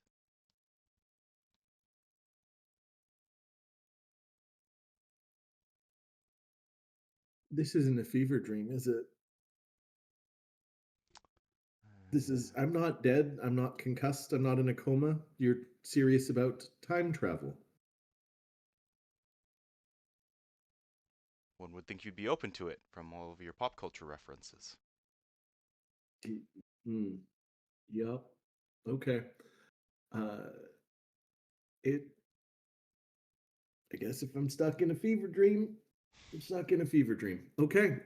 So I'm a curator now. Ooh. Is this like a museum tower or what is Mm. that? So, the tower sends its curators to plant and retrieve seeds. We call them seeds, but they are a type of artifact, temporal thing. They don't always look the same, but you'll know it when you see it or when you feel it. We can't grow All these right. seeds all in one timeline, and so curators are sent, both to plant them and retrieve them. Your first mission will be to retrieve one. It's far easier. But we know where you'll go, so we can only prepare you a minimum of ways. Okay. So are you does that make you like the boss around here or who's in charge of this place? The Kuomiyang Council is technically in charge. We are Kuomiyang Elite Forces. We support curators, but we ourselves are not. We don't have the affinity for the relics. Okay, As you cool. heard, I'm All right. Fetch. The other gentleman was Stack. The woman is Yep. Tear. Tear. Okay. Ah, Well, I can prepare you a little bit, however. And he produces another piece of glass, snaps it open, looks at you for a moment, shakes it, and then offers it to you. uh, thank thank you. These are handy. This is a book, a guide,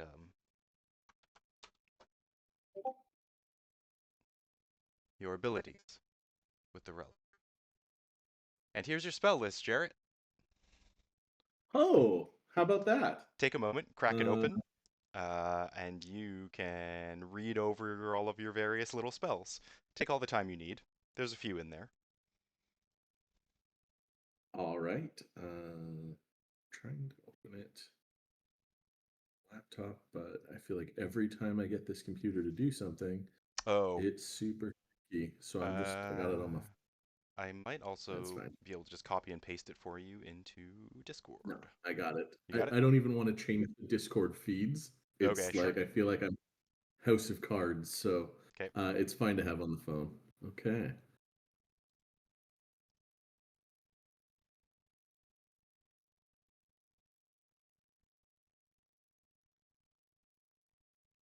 Okay.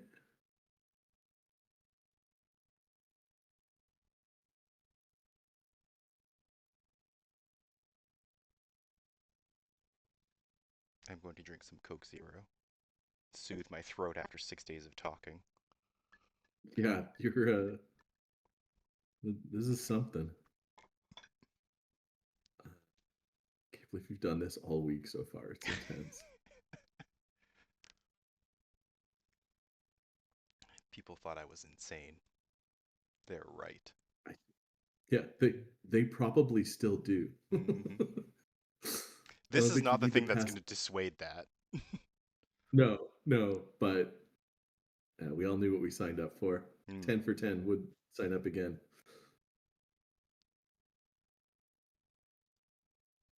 Okay.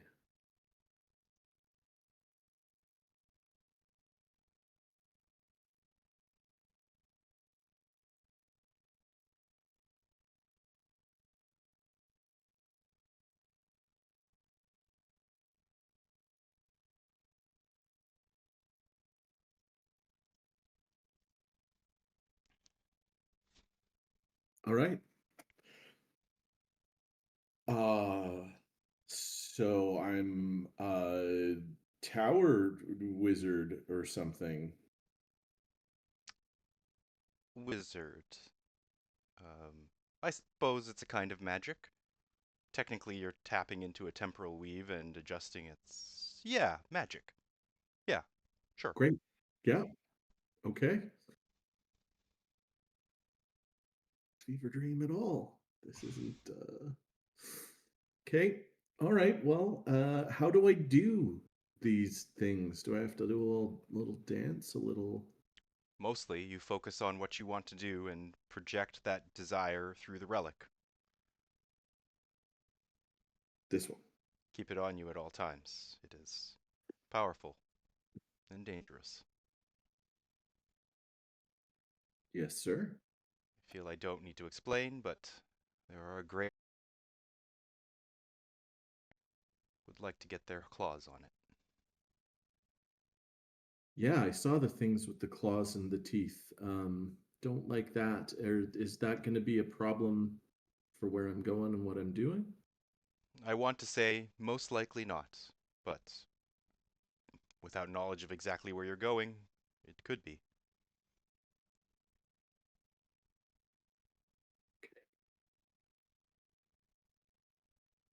Okay, okay, okay. All right. Yep. Do you need time to eat a meal, have some rest or sleep? You don't have to do your first mission immediately, but Oh, okay. nothing Good. will It prepare you. sounded like I thought. It sounded like you gave me this thing and the stuff, and then it was like, okay, off you go. Um, yeah, that was a lot, but I mean, I'd have done it. I'd have done it because if that's what I'm supposed to do. I mean, you can rest a little if you so desire. There's just no preparing. The best way to learn to be a curator, I'm told, is to go and see for yourself. Go and curate. Go and curate. All right. Yeah, if I could have like an hour or two. Is everyone I know dead? By this era, unless they have some most curious means, I'm afraid that possibility is very likely. But I'm doing time things. Do I go back? Do I While unlikely, it's possible you might go to an era close or even the same one that you came from. As I said, we don't but I don't really get get to. to choose. Yeah, I'm gonna need a minute. Come, we'll take you up to our camp. You can rest there for a bit. Fetch turns and Okay. leads you up a rampway to a small makeshift kind of camp. There's about 12 tents, sizable ones on a large platform of steel. There's a sort of camp shower. There's the smells of some food, but there's nobody really around that you can see. It seems quite empty at the moment, but yeah, a comfortable, defensible area. There are a number of barricades set up for it too, but there's also a bunch of gear and equipment, crates, carts, even a small vehicle that looks like it takes off, flies somehow. But Fetch leads you to an empty tent, and there's a comfortable looking cot, a table, a desk, some lights, small field chairs. No one's using this one right now. I can bring you some food, coffee, or something like that if you like. Oh, I can get it. I mean, do you need anything or do I? That's all right. I'm used to this thing. Some food, though. Oh, okay, yes, thank you. Yeah, and just a little quiet time to figure out this. Fetch nods, walks off.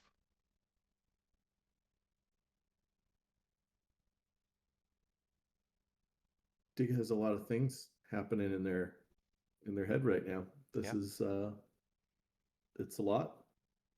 Um,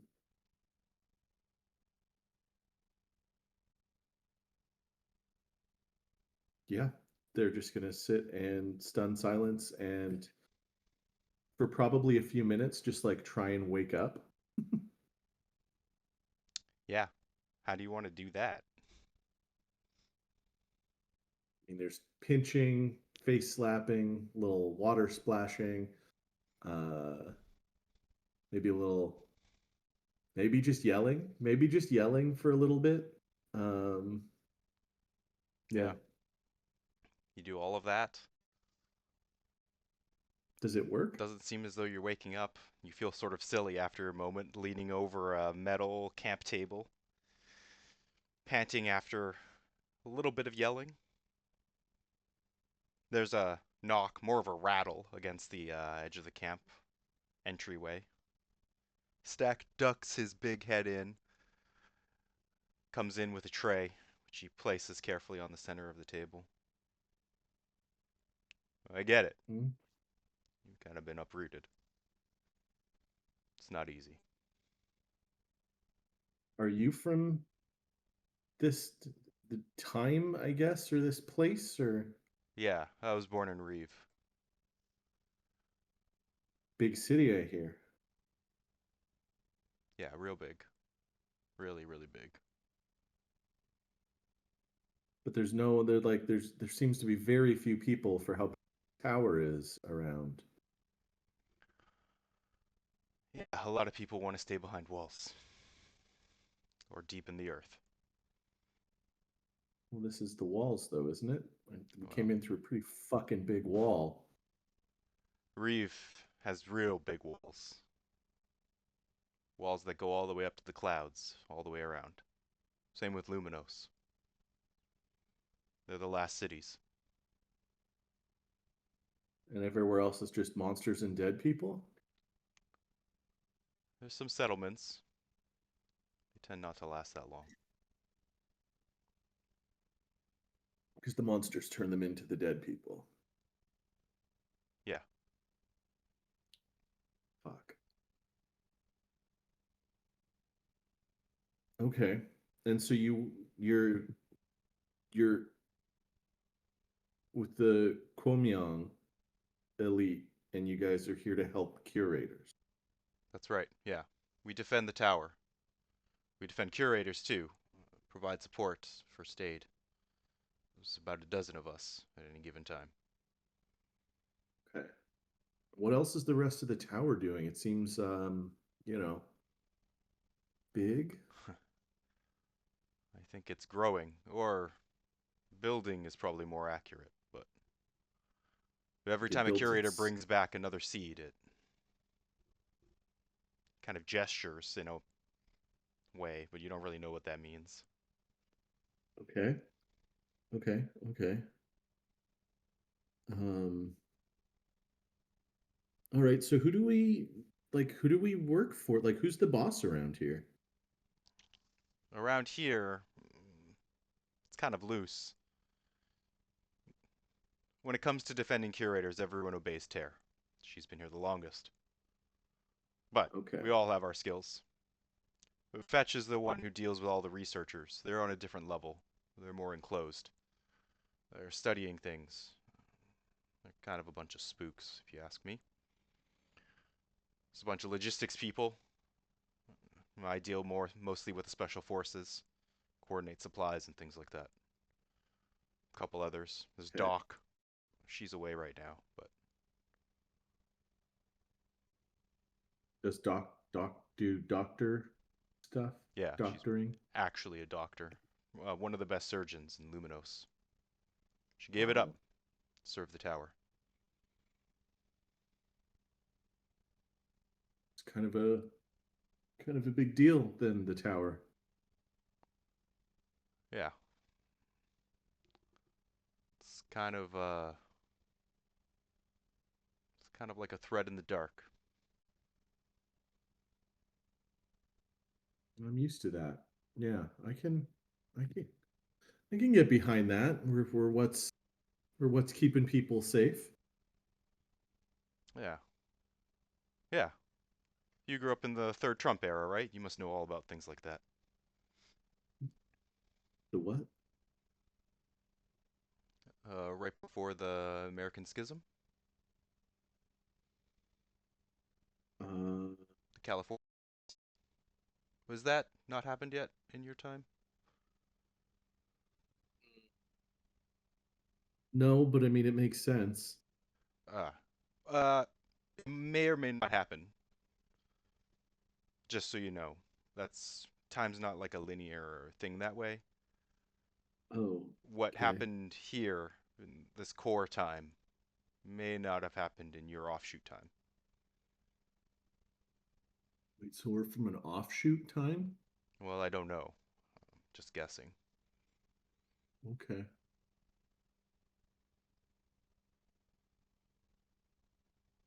Time travel sounds like bullshit. Yeah, I think that a lot too. That's for the spooks. Hmm. Okay. So you need me to go find a seed and bring a seed back or something. That's what I'm supposed to do as a curator. Yeah, basically. And I give it to Tare, who's like the boss around here, and Tare is the one that kind of gives the orders. Yeah, yeah, sure. Okay. Okay. All right. Well, I guess I don't know. Do we get? I don't know. Guess we should go. I just like I don't. I'm not one to sit around if the boss needs stuff done. I guess I'm ready to go. I'm not doing anything else. Uh, Take 5 minutes. Eat a meal. Get some yeah. water in you. Okay. I'll be And outside then do I in one get of the other tents, and then we'll get you started. okay? And do I get one of those guns like Yarn had that puts the holes in the G? Hmm. So I can arrange for one for you and give it to you if that's what you want. You should know that it could be dangerous if it gets seen or if you're in a time from before it gets Oh, taken from you or lost. It gets messy. permits. You just gotta, yeah, what is that from that show? Prime Directive stuff? I can give you one, like I said. You just gotta be careful. Okay. Yeah. I mean, okay. Yeah, I can be careful.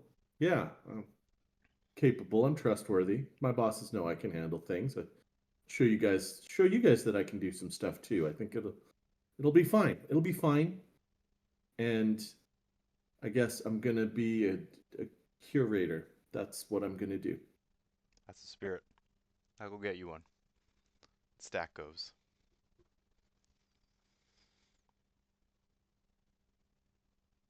From a mechanical perspective. Is that considered light arms? It's actually a pistol. If you want a light arm one, Oh, I can give you a light arms one. that might be, from a meta perspective. Yeah, yeah, okay. Uh, Yeah, I can give Dig you a light arms certainly one. thinks they want that pistol. Uh, whether or not whether or not that's a good idea. Okay. Yeah, because you have skill in light arms. I'll get you a light arms one. It's fine. Okay. Uh, I mean, I'm not opposed to like Dig wants that pistol. So like Dig will if we're doing that, that's entirely fine. I'm willing to walk into whatever open-eyed as a player, closed-eyed as a character. Yeah, yeah, okay. Okay, sure. Yeah, I'll get you that pistol then. Great. You settle in and eat. It's mostly like lentils, some kind of stew of some sort. It tastes like beef, roughly. It's a little bland, but as you eat, you realize your stomach has been growling. You've been doing a lot of physical exertion, and you haven't had dinner yet. It's been several hours. And so you actually tuck in and finish everything off. It makes you feel satisfied, but not heavy. And just as you put down the spoon, there's another rap at the thing, and Stack comes in. All right, you know how to shoot these things, right? Uh, I mean, in my time, there's a safety on the side of the gun. You make sure that there's barrel, pistol, like there's a clip. The clip has bullets in it. Turn off the safety, point and shoot. Mm. Right? It's not a projectile, but yep. He puts it down on the What? table. It's a pistol. It looks sort of like plastic. It's made of translucent material. You can see some of the machinery within it, although everything seems very compact. And on the side, there is the number 12 and a bunch of various gauges. It shoots percussive force. Um, there's enough energy to store for 12 rounds. After that, it needs to charge. You don't plug it in or anything. The pack will actually pull ambient energy out of the air and over time will recharge itself. Cool. Safety here. Fires as fast as you pull the trigger, just so you know. Enough percussive force to punch through steel. Don't shoot it if you're in something like a vehicle. Ricochets can get pretty terrible. Okay, good to know. All right. Dig will flick the safety off, on, look at the gauges like they know what they're doing, Hmm. nod, um, nod somewhat confidently, and does that have a holster? Do I just Yeah, it has a like holster. You could tuck it magnetically clips to anything. put that on? And all right. Thank, thanks, thanks, Dak. Anything else that I need or should know? As long as you got the spells and keep an open mind. The seed could be anywhere or anything. Okay. You'll know when you feel it or see it. It'll pull the same way the coin does. Am I getting pull from the coin? I mean, you can feel it in your pocket. Like, Okay. All right. Uh, if I guess I'll know it when I see. So I've just got to go find this thing. Do I use my the I saw I gotta come back here spell? yeah, retreat. Okay, sure. I'll go do magic and guns, and I'll go be a curator in a tower. It's a spirit.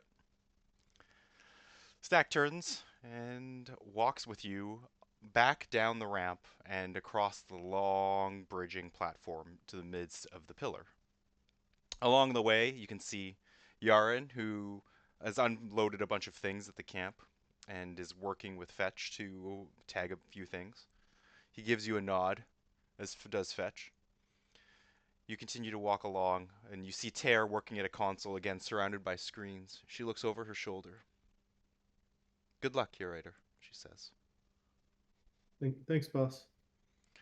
And the two of you climb up the platform to the middle, right in front of the pillar. Unlike everything else in the tower, the walls are sheer metal. Everything is geometry, right angles, flat surfaces, glass, and steel. But this pillar in the center is rock. And it has the look of something organic, like it was grown out of the stone, bumpy, kind of uneven. There's also glyphs, runes, words. You can't read them, but they're etched into the stone, and little lines of light go racing up them, tracing lines in the stone, illuminating all these various symbols along it in the way, like it's breathing. You find yourself staring for a while until Stack nudges you. Reach your hand forward, touch the pillar, and you'll be on your way. Touch the pillar. Yeah, What what's the pill like? This feels different than the stuff around here. yeah, it's different Like different how? in every way.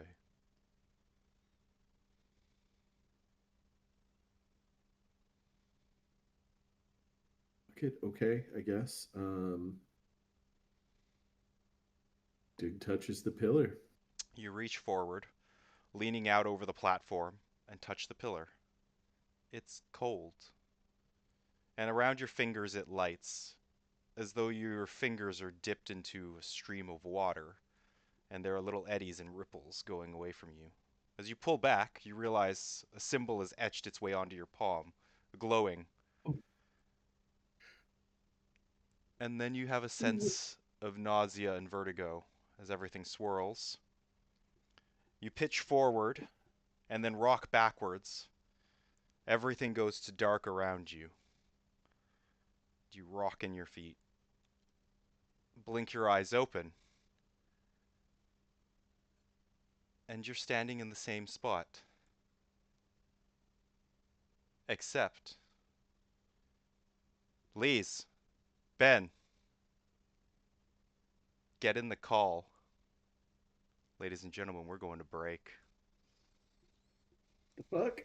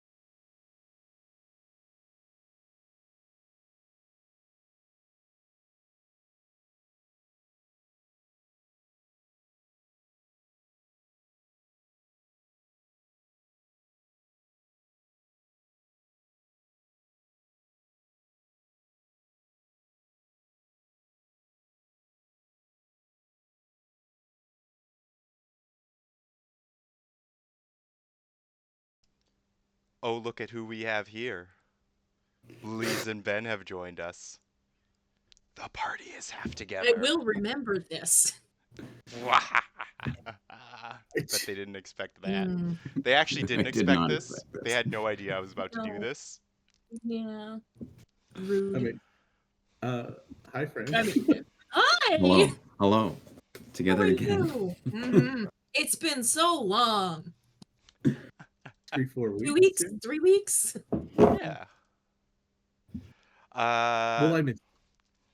There is a sense of vertigo, a weird nausea that rips at your stomach. You're sort of used to it now, sort of not. A twisting feeling when, Dig, you open your eyes and you're in the same spot on the platform, your hand clutching at the railing. There is a sound of somebody next to you as dropping to her knees is Tony as you fight to not retch, and Mara on the other side, just like, fuck. Followed by a shouted yell, "Who the shit? Hands up!" And there are ringing around the pillar about 30 people, automatons, robots, some kind, upright. They look like this, guns extended. You have not seen their like before, but they glow, machinery to them, wiring, armor, equipment. Guns pointed. Behind them, somebody dressed out in military gear, with a K stitched in against the shirt. Identify yourselves! Big, I guess, curator. There's a Who baited the? silence, a tense moment. Guns upright. And then a woman calls out, "Put those guns up! What did you say?" She pushes her way through the various soldiers, these robots, whatever they are. She wears clothing somewhat similar to Yaren's. What did you say you were? Curator. Yeah. Yeah. You're. It works. It What works, don't you works? see? Put those guns up! Put these guns up! Put. She waves her arms, and this military man. How? What? Stop. What, where, when, why? There's a manic grin on her face. And then she. It's 3240. It's 3240. We just started. We just started building the tower, and the curator program hasn't been launched yet. But you're here. You're here. You're curators. Show me your relics. Where is he?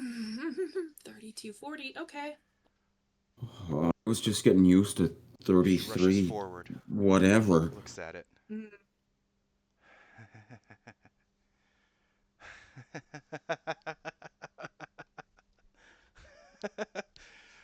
The military man, Professor, he intones as and tries to shake her before she. Of course, of course, of course, of course. Send your guards away. We no longer need them. Okay. What are your names?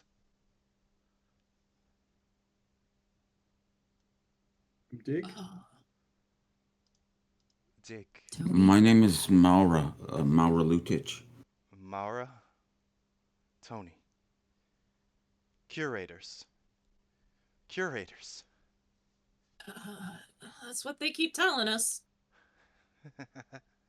You have relics. You have been in the future. You have seen what happens. You have fetched the artifacts. You have helped grow the tower in your time. Sort of. Not really my time. No. Wait. Wait. Not your time either? We're just beginning. Mm.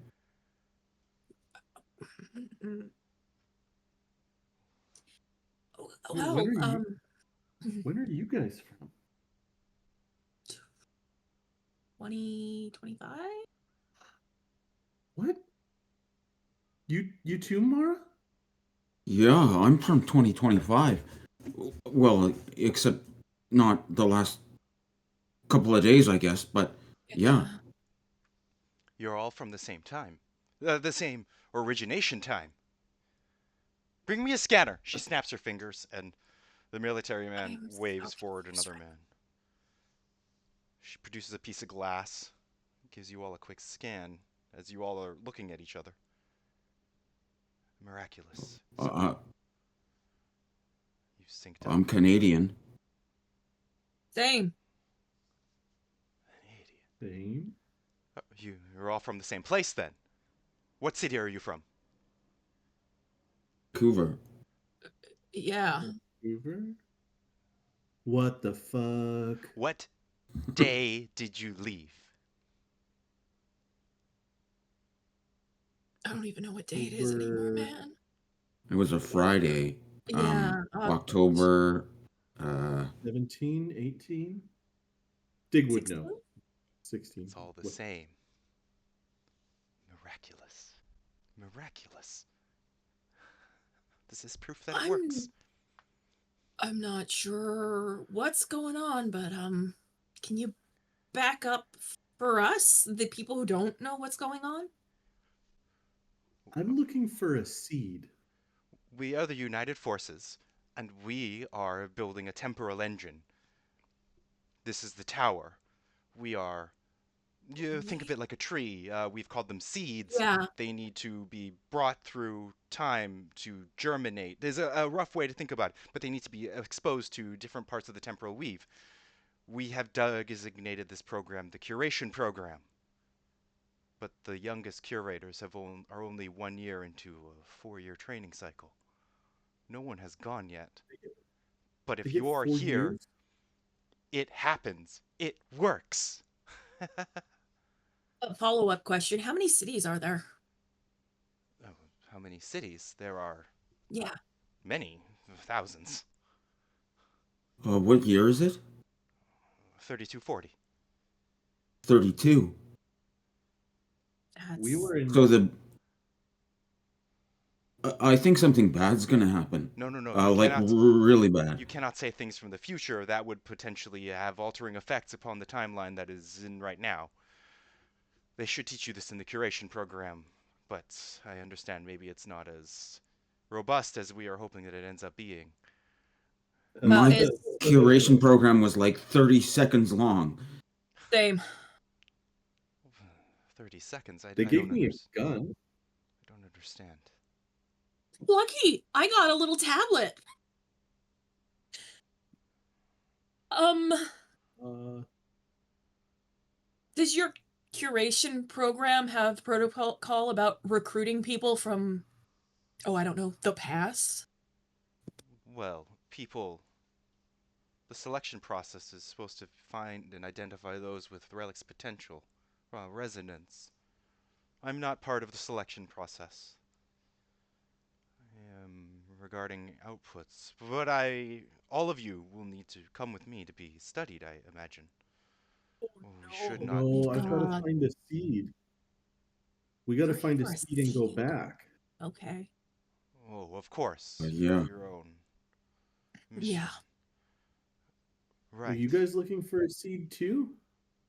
We are, Lester, right? Yes, you are. Yeah. Is there... Could there be more than one here, or just one really big one? Well, certainly, we have some of the relics here. I don't know. I don't know if we can simply surrender them to you, though, that way. I wouldn't imagine Don't you any of them kinda- are ready or prepared. They would be out of sync somehow. Okay, but Oh, good. do you know who sent us? We kind of have to get these done because this is sort of how the future needs to work. So maybe like if you need to call the boss in the future, or like really, I think that you need to help us solve this because otherwise we wouldn't be. Right. I think I need to get in contact with some of my contemporaries.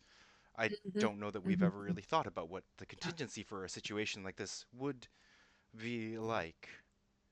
My But now is the apologies. time to brainstorm. That's right. This is a Yeah, triumph of sorts, and I'm apologies sort that we're of. not prepared, but you are. This is miraculous. Yes, I will figure that out. You Mm, must stay, obviously, at least for a little bit. We will, and the military man will make arrangements for them. right. Sure. Do you have coffee? We have coffee. He Some gestures to a coffee would be security team great. who arrives, half encircles you, not in a threatening way, but in like a guiding way. Let's take them Mm, to somewhere separate, away from the other troops and workers. yeah, yeah. And any curators in training you might have. Of course, that will Probably don't want to be influence them. very important. Yes, we must Yeah. maintain your separation from any of those existing curators. Hmm. I'll be back. Did you say we could um we shouldn't talk about the future because we might change something Uh, or there's potential for some damages to occur there in that way. You might unduly influence something that we're not aware of. Even though time is a more fractured and myriad thing, you are probably not correct about what exactly happens through the core stream, but it would be better, I suppose. Also, not to introduce any kind of panic. Make sure they right. are watched over only by automatons, just in case. The man gives a curt nod.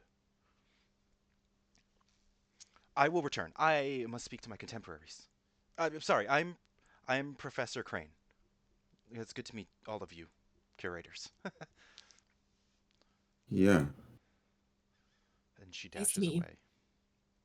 Yeah. Speaking of contemporaries, what the fuck? Are we all Um, Vancouver, yeah, 2025? yeah. Yeah. October, Were you in a train crash? sort of. No. A No. bus crash. Bus crash. Plane crash? I But I fell on didn't the take the track. train because someone else. They said that there was a a delay on the Canada line. I fell onto the tracks Are at you the delay? Broadway. Well, there was a delay happening before I got to the station, and there was already a delay, and then there was a kid in the middle of the track. And when I was trying to figure out what was going on there, I kind of got knocked into the tracks, and well, the train came on time. Are we all dead? That would make way more sense in some ways, but I don't know. I don't know. They seem Understand to. why dying would make sense in this sort of a situation. I think perhaps some sort of psychosis makes the most sense, but it's still going. And Paired coma? how long, how much have you done? How many things have you done? I've been here like Two? a half a day. I haven't done anything. I just showed up, and then there was a monster, and then they gave me a gun, and they said you're a curator and go find a egg or some shit. Yeah. Monster. Yeah, with the claws. Do you not see the thing with the fucking claws? Yeah, I saw one of those, the Jang or something. Yeah, yeah, the Jian. They told me about them. Yeah. Um, Do they have them here? Do you think? Oh, no. considering they said they have lots of cities, I'm not sure. Look, they said 100 years ago. It's like 100 years ago from Yeah, where I'm I not was. I was the comfortable with that. I was at 3370 71. This is Same. 3240. That's like 130 years. Like that's We need something to bad's gonna happen. go. we need to find whatever the seed is and go Yeah. before things get more screwed up. Yeah. It feels like this is bad. Like this isn't normal. You guys have done this before, so you've already done one. I've done Sort of. one. Yeah. Okay. Was it like this? Is this normal? Is any of this I what it ended was? up in like Rome, ancient Rome. I don't know. I went to the future. The future? Yeah, What the the- other future's future. There's a few. Well, I mean, hey, there's a future. Not really. That's oh. I Well, I was hoping to hate find this. that. Yeah, I hate this so much. everything about this is really. What the I hell don't is know. going on? But you just have to get a seed and then go. Yeah, right? I Yeah. don't want to be here because I feel like this is bad. hmm And should we just go find a seed and go? I don't know if they'll Uh, let us, but it's We're the definitely a plan. we're the curators. We're in charge of this shit. We're the They reason don't that have curators yet, is the problem. that's us. This is just it. There's a bigwig in the future who sent us here who knows more than these fucking guys do, and we're supposed to be listening to them, not these fucking guys here. It's under the impression it's the tower itself. What? No. It's a woman named Tara's in charge, and we all. Hair works there, but everybody seems to think the tower makes these decisions. Like where Well, to that's- send you. The tower's just a big ass building. I don't think it's a building. I don't know what it is, At this point, but I don't the think it's a automatons building. guide you to a reinforced room. They have taken you down to a few levels of the tower and to outside basically of the massive gate, and into the base that is surrounding it, but inside the wall. Uh, they guide you into a room, not unlike the outpost that some of you have seen, at the base of like a five-story building. It is separated away from other things. There's a lot of people around, unlike when you came through. Vehicles parked all over the place, equipment, supplies, people scurrying to and fro, soldiers at every point and checkpoint, guarded up. There are numerous automatons carrying, lifting large things, and more than that, patrolling back and forth in that once empty giant courtyard is 100-meter tall mech, probably weighing a few thousand tons. It moving carefully back and forth. So that's what the door's for. Great. Little I thought it was like giant Godzilla monsters or some shit. I mean, mm, that would make sense, given what was happening. Giant mech. Makes Will sense it as just well. the giant mech's the seed? Do you feel it? I was told that you just like feel it. Do you guys feel it? Mm, I don't think so. I try to feel it. You look up at the mech, which is a terrifying war machine in like every way. It looks like this.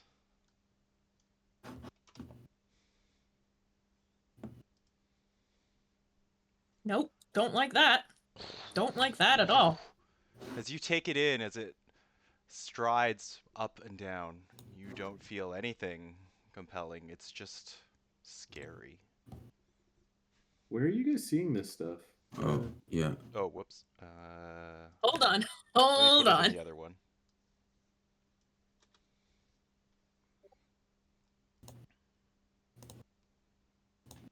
Oh, I forgot he's Yeah, not in that okay. channel yet.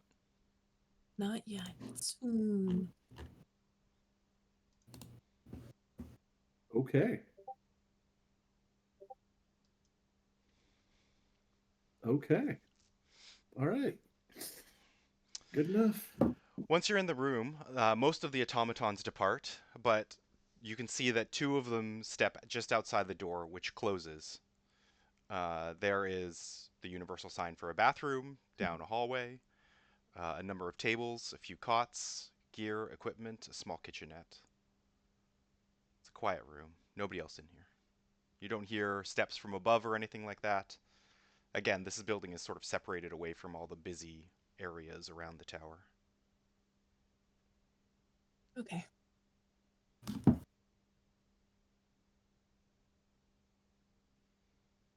Tony's gonna go over to the kitchenette and make coffee, if there's any Yeah, means to do so.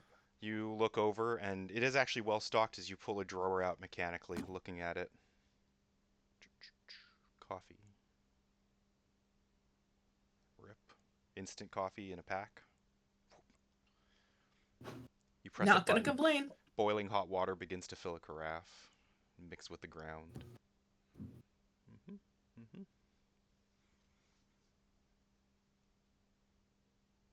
Are you making a full pot? Yep. Get Y'all on. want some? Yep. Yeah.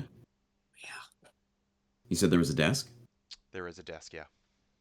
Similar to the ones that we saw in the on the wall? Similar, yes. Okay, I'm gonna sit in the chair and see if I can slide in and turn on a computer. A series of screens appear in front of you. Okay. Okay. She's gonna start flipping through. I don't really know what I'm looking for. um, I guess I want to learn about the curator program. If there's any info on curators. Go ahead and make a computer's check. Hard. All right, hard. Computers as a skill. Operations. Hard is 3, correct? Yeah. Purple. Oh, the roller is not working for me at the moment. Oh, Just tell me the result when you get it. I got it. I got 2 success, but 2 threat. 2 success, 2 threat.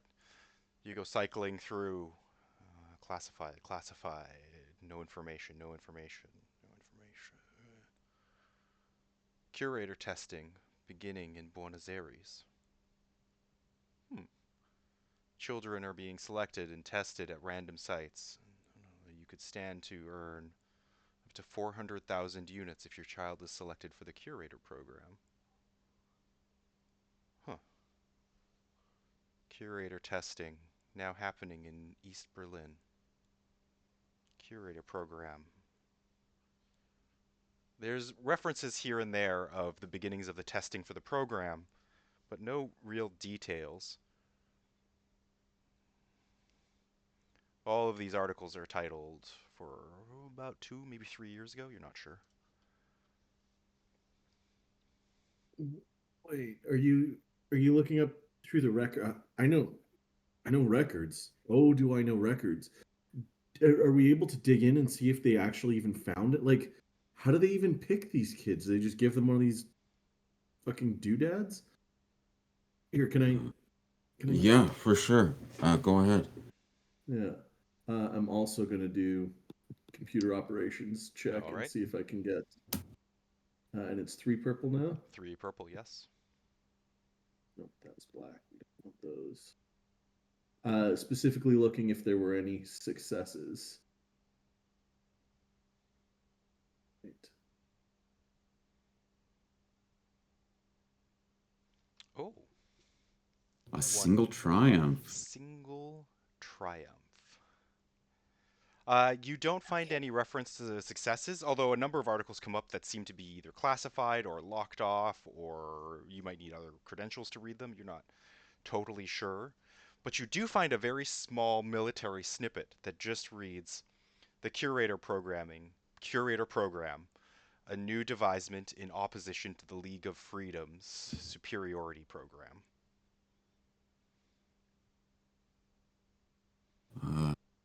A new League of Freedom's security program. That mean anything to you? Sounds like hippie shit. Tony, Mm-hmm. do you know what a League of Freedom is? Nope. I mean, Wait.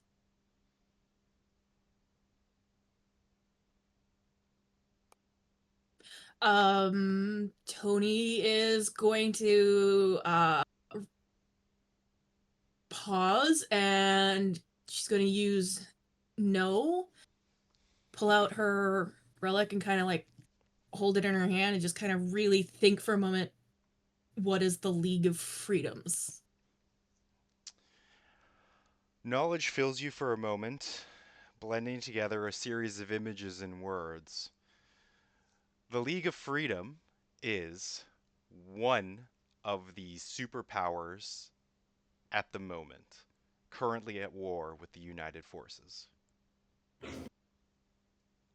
Oh, good. That's not fantastic.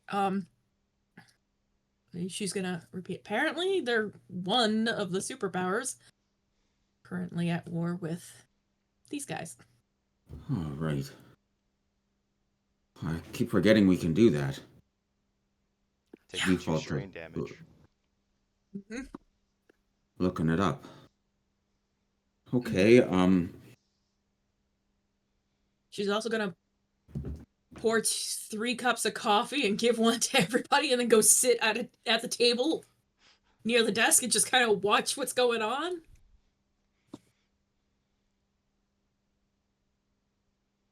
you guys ever seen the Terminator? That old sci-fi movie? Which one? I don't know the old ones Yeah. from the Okay. 90s or whatever. Yeah. 1 and 2. Yeah. Yeah. Yeah. So like in that one, like it just like he's his own. He Mm-hmm. sends his own dad to be his dad or something, Oh yeah, and that was weird. the Terminator makes the Terminator, right? So like, Oh. is it like that? Like, does it matter what we do? I mean, for this timeline, or I don't know. can we break something? Or I don't give a shit about this timeline. If the bosses where we were told us that we got to do stuff, then that's like kind of what we got to do. It yeah, but sounds like sure, but like, I don't know what you saw, but what I saw, I don't want that future to exist. But if I stick around and try to stop something, well, maybe I'm gonna cause that to exist. Like I'm kind of paralyzed here. So, Mm. I don't know. It sounds like some of you went to ancient Rome or whatever. So I think if we're still here and someone went to Rome, then what we do should be fine, or they wouldn't send us back to do it and kill them. I think that like if we go back, we've got to be able to back. like I I don't think know that. we got to trust the system. Like it seems to be working. That feels like an appeal to authority fallacy. Like you're just assuming that they know what they're talking about. It doesn't mean that they are making the correct decision just because they gave us instructions. Except that they are in charge of time travel. Are And they, or is this just a big science experiment? A bunch of people who have no business messing with time are playing with. oh, so I'm falling in with a bunch of like anarchy types. Okay, listen, systems work for a reason, guys, and like systems, if they didn't work, if we didn't have them, it would be chaos. And so the fact that we're here and they gave us these toys and we can do things, and that you guys have done these kinds of missions means that they've got a working system. The working system is doing what it needs, and we just have to keep doing that, and that's how we get by. Because the rest of this shit doesn't make sense otherwise. They really didn't have much of an idea of what was going on when I talked to them. No, they Here just said and that. there. So, As if to punctuate this discussion, the lights in the room suddenly all go out, and instead, the lights around the periphery of the room turn red. that's not good. What the hell does That's that mean? not good. Okay, let's find that seed. You can Yep. hear a siren beginning to go off. I think Some this is the alarm. beginning of the end. We don't We need need to That- go find the seed. We Yeah, need that's to not funny. No. Yeah, okay, let's go. You said there were some sort of like lockers or something in here too? Yeah, there are lockers in here, but they're empty. Oh, okay. Mara takes out her gun, and straps it to her I got a gun. strap of her bag. Okay. I feel Yeah, well, I I feel ripped off. I kind of got mine by accident, so are you got good your with it? accident? I just asked them. Do you know how to use one? Oh God, no! I'm just surprised that it was even an option. Yeah, You whatever. didn't see what it did to those monster Jiang things. You want one? I didn't see one. Yeah, that's for the. Okay. Can I? You did the know thing. Can I just like know where the seed is? How does this work? Can I know where? Didn't you get the little screeny thing with all the Yeah. magic on it? I Yeah. don't know how it works. You just do it. Okay, I'm just gonna do it then. I'm gonna know. I'm gonna know where the seed is. I'm gonna try that. All right. You hold the relic in your hand, and will it tell you where is the seed that I'm looking for?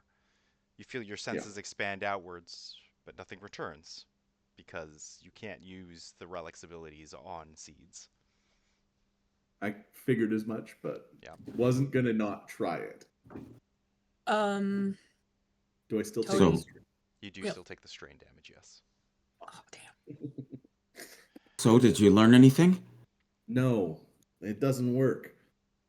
Magic Shit. doesn't. I don't know. I don't know. From I somewhere go through to the the thick door. walls, Is there? Mara, you can hear whoom, whoom, whoom, whoom. That same percussive feeling through the stone. Oh shit! Shit! Is there a window? There's no window, right? Yeah, there is a window, like a thin one you can see. I want to try to look out of it. You run over and take a look out. You can see that there are several soldiers rushing through. They are heading out towards the wall. All these automatons. There are still the two that were by your door who are waiting. They appear to be scanning, studying the courtyard area, watching carefully. Tony's gonna pull out her wraps and just start wrapping her hands. All right. You wrap your arms Okay, up. This is just gonna go bad. I know it. there's a fight happening, like a war or something, and our guards are still outside. Just so you know what's going on out there. I still think that we're in charge, and if we tell them, they just kind of like the robots. Don't they have to listen? They're gonna Yeah. listen to whoever they're programmed to listen to. Isn't that curators? No, there are no curators yet. Dig will go over to the door and say, "Hello, robot. Do you have to listen to curators?" You are to stay confined to this room. What if we order you to let us leave? You will be detained. Non-lethally. We're already detained if we can't leave the room. The robot So does we've not already answer. done your mission, and now we can go. If you leave this room, you will be detained. Non-lethally.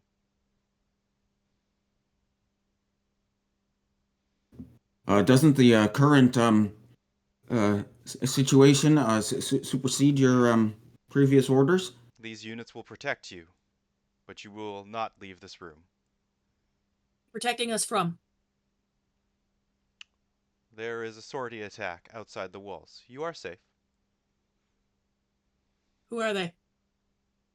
This unit does not have that information. Can you go find someone who does? The unit ignores you. Are they right in front of the door? Yeah, pretty Keeping us much. in? They're like right alongside it, yeah. Okay. Mara turns back and heads to the washroom. Okay. You You walk over to the washroom hurriedly. Shower, toilet, sink. Looking for a skylight or a grate or something. There is a vent grate near the top. Yeah. It's bolted shut, or at least bolted into the ceiling, it seems like. Uh, hey, guys, there's a vent in here. I don't know if we can sneak out of it. Let's do it. Yeah, what are we It's- gonna lose? It's bolted shut. I don't really know how to. Oh, I've got a screwdriver. You just Hey. you have a screw. Okay. Right on. Be prepared for things. Do you? Yeah, I'm prepared to go home. Not escape from a bunker in the future. Here, do you need a chair or something? Gonna try to find something to boost up. Yeah, you Dig. can grab a chair, even footed Sure. chair, and I'll get a mechanics check, average. Okay.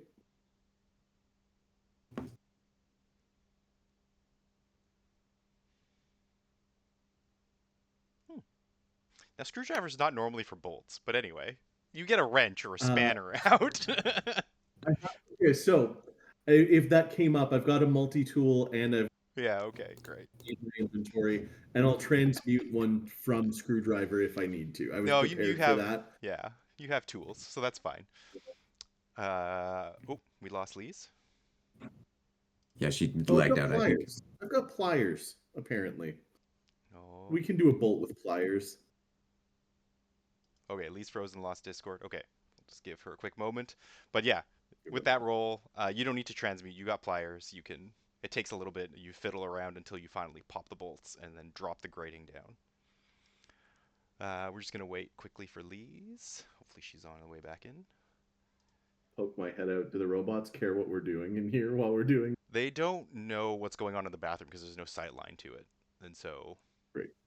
as long as you don't go out past them, they don't seem to notice. Yeah. Things that we transmuted in other adventures, do they remain transmuted as they are? Oh, good question. Yeah, I think they do remain transmuted to what they were Okay, before. great. Yeah. So I have a 2080 cell phone. Or do they return? It doesn't return to my 2025 cell phone. Oh yeah, I guess it is a 2080 cell phone. Yeah, true. Okay. Yeah, Question. yeah, I guess you do have that. Okay. Sorry if you're watching, we're still waiting on Lee's. She's having Discord problems. Story of my life. This is the smoothest it's been running for me all night. So last night when Jeff and I were playing, Discord itself had a bunch of outage problems with their network, Oh, what? and so we had to fight through a bunch of lag issues. Do we want to take a quick 5-minute break? I'm okay to push on, but yeah, I guess it just depends how quickly Lisa's in. Oh. Okay. Hey, there she back. Right on. Apparently, I had to shut Discord down and start it again. Boo. And Of now it's course. making weird sounds, so that's good. Hmm. I respect that. I make weird sounds. Anyway, yeah, Dig has pulled the grate off of a bathroom vent and pulled it down, and there's a small chair which allows you all to climb up and into the vent if you so choose. You climb Yeah. up and in and pull yourself along. The vent only has one pathway, which is sort of like back over your room, and then it takes a steep upwards and comes out on like a roof landing, basically. Emerging outside of the actual building, but like a story up. Yeah, you pull yourselves out of it, staying low and taking a look around. Over your heads, you hear a loud artillery as a streaking shot of energy goes arcing up and away from the tower. Before in the distance, you can hear a thunderous crash. There is something going on for sure. I hate everything about this. Okay, well, the tower brought us to the tower. I gotta assume it's It's in the tower. circular in nature. Yeah. Okay. How did you guys find your seeds or eggs or whatever last time? I talked to a dead man. Do we have one of those? Do we need to make one? How do we do that? Well, I found him in the wild, so I'm not entirely sure. I Okay. talked to a robot. That's better than killing somebody, right? Probably, yes. Yeah. Well, and the professor, she said that they have some. They might not be, you know, seasoned or whatever, but they have some. So Let's go. let's go. Uh, Where are we going?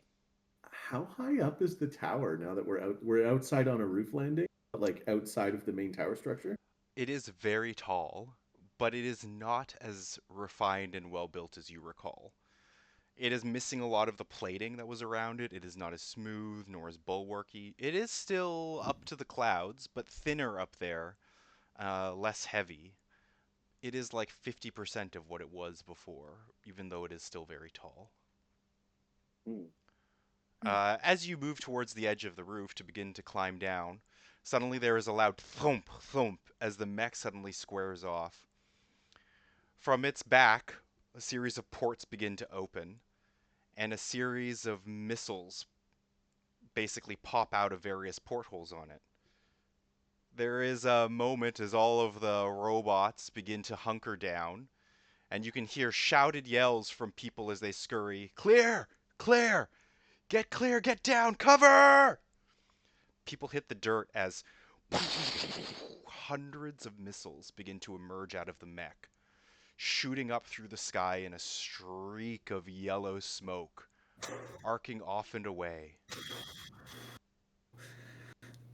They go soaring through the air, followed by thunderous crashes of explosions.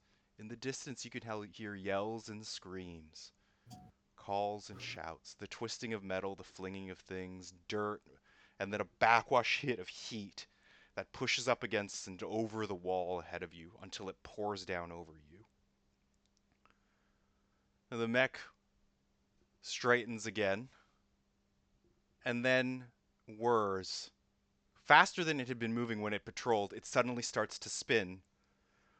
There is a shimmer, a weird twisting in the air. Something shudders to it, and then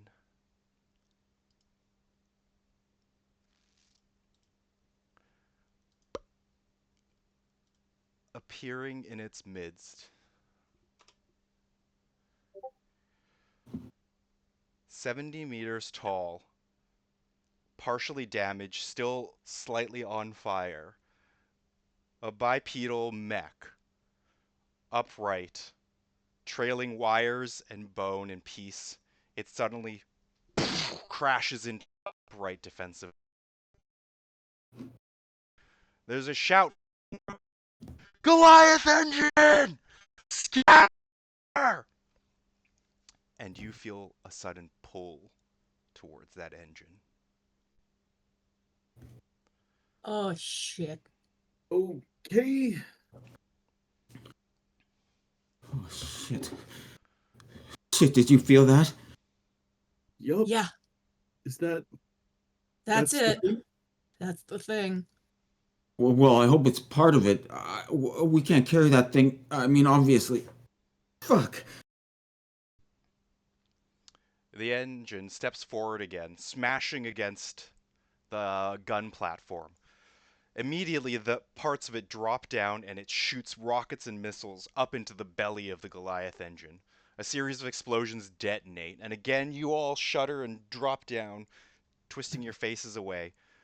There's a moment as a crash right next to you. An automaton, just the torso and an arm, splatters against the ground, its metal pieces shattering and fragmenting all across.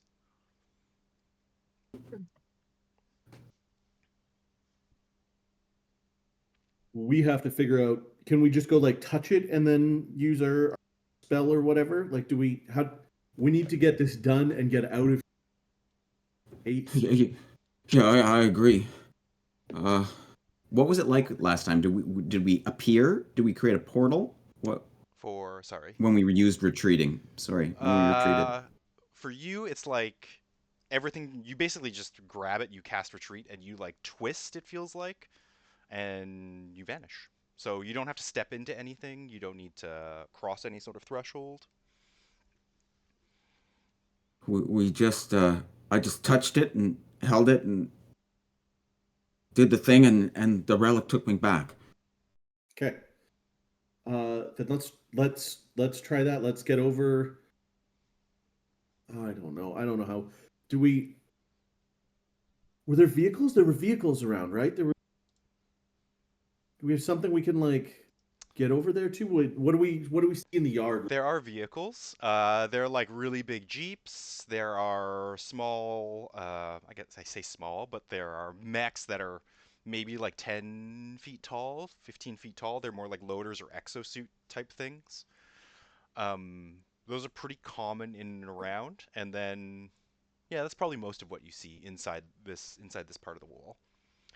Anybody know how communication relays work on, I don't know, androids? No. Nope.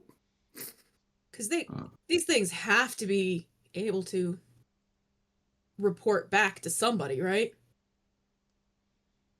I don't know. Tony's What are you looking thinking? pointedly at the remains of the automaton in front of them. I'm thinking maybe we get that doctor to help us. Professor.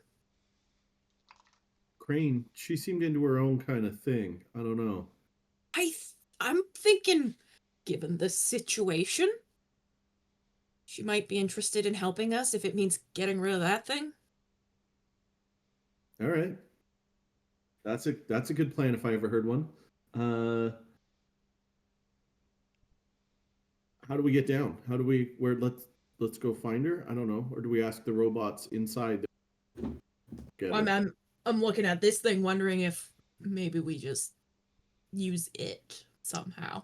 If you You mean want like to, use it as a cell phone or something? if you want Yeah. to try to extract its communicator, if you knew of such a thing, it would be a computers or mechanics check. Wait.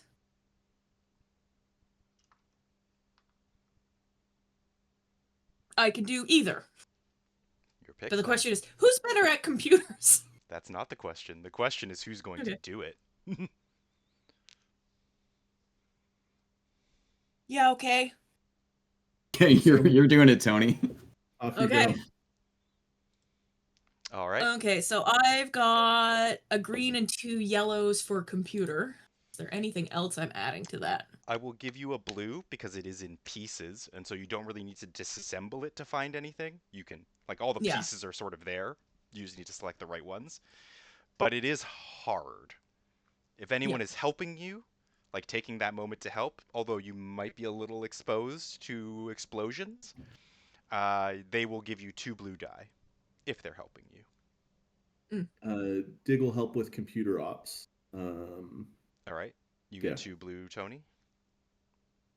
Okay, So 3 in Mauro will total? take out her binoculars and just see what cover them Okay. with her Yeah. by looking. If you see something coming, yell. Yeah. Yeah. So 2 blue or 3 blue? 3 blue 3 blue, okay.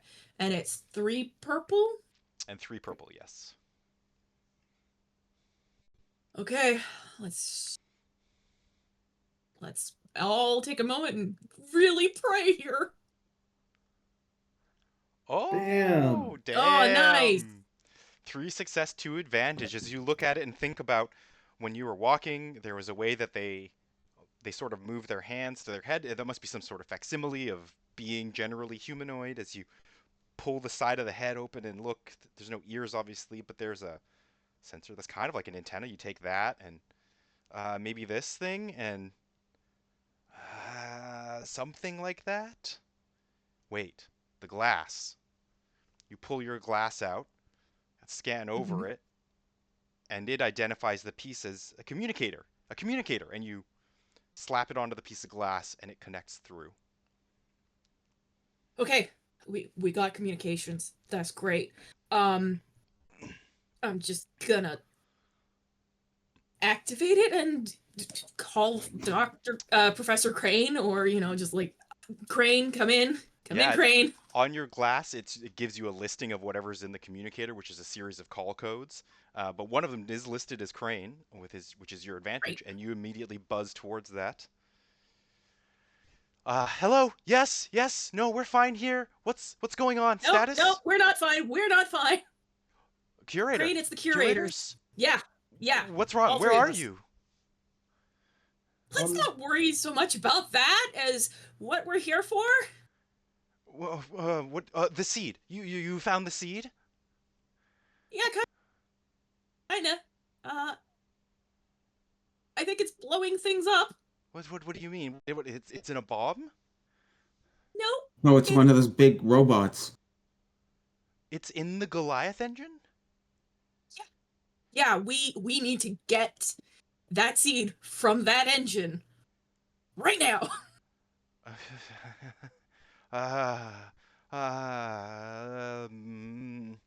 if I could, I can, I can get one of the weapons to hit it full on, Mhm. but you would still need to get into wherever it is.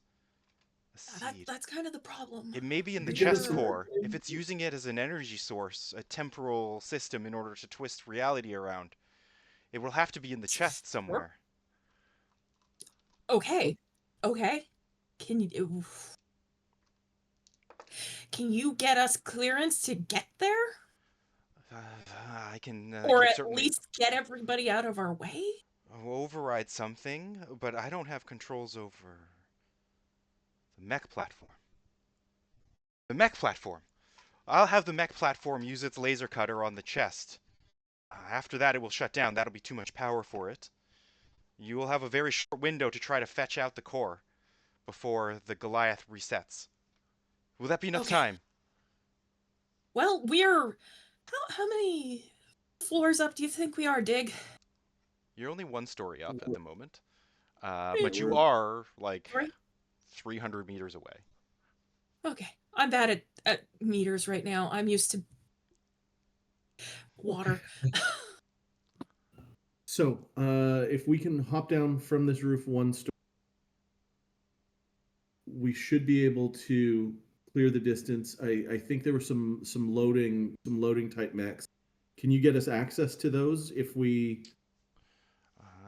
To this communicator, I can send you a unlock code for them. Yes.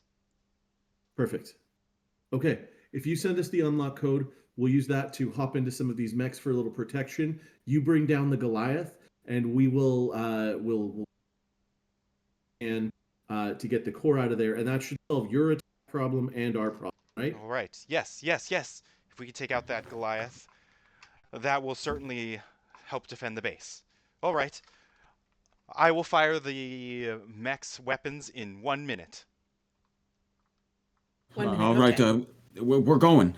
Right? We're going. Let's We're go. going. Okay. All right. The group, you want to get down off the roof. How do you want to do it? Run to the edge of the roof and look down. Look for a dumpster or a air vent or a duct or something to Gutter to Cables, shimmy down. ropes, totally, yeah. anything. Athletics check then. Average. Here we go. For everyone? Yeah. Although you have a grapple, so you could just use that. Yeah, I'm gonna grapple down. Yeah, okay. Oh my god. I got my hand wraps on. I don't know if it's offering me any protection, All but right, I got them. I'll give you a boost then, Tony. Mara thought she could do it. She got a success and 2 threats. Maura, you land with a slight crash, setting up a kick of dust. You're gonna take 1 strain damage. Strain, yes. Awesome. 3 And, successes, 1 threat. 1 threat. Yeah, Tony, pretty much the same. You land in pretty much the same position. It's a metal floor. Like, it's not convenient to land on as your leg buckles under you and you spill to the ground. You're on the ground, but ow. And then Dig rappels down, lowering himself. Give you a Uh, little hook too? God damn! Yeah, you just got to ask for things. You know, if you use the system the way you're supposed to, it I was rewards you. asking them what's going on, and then Roman Look, we soldiers. have a minute. Okay.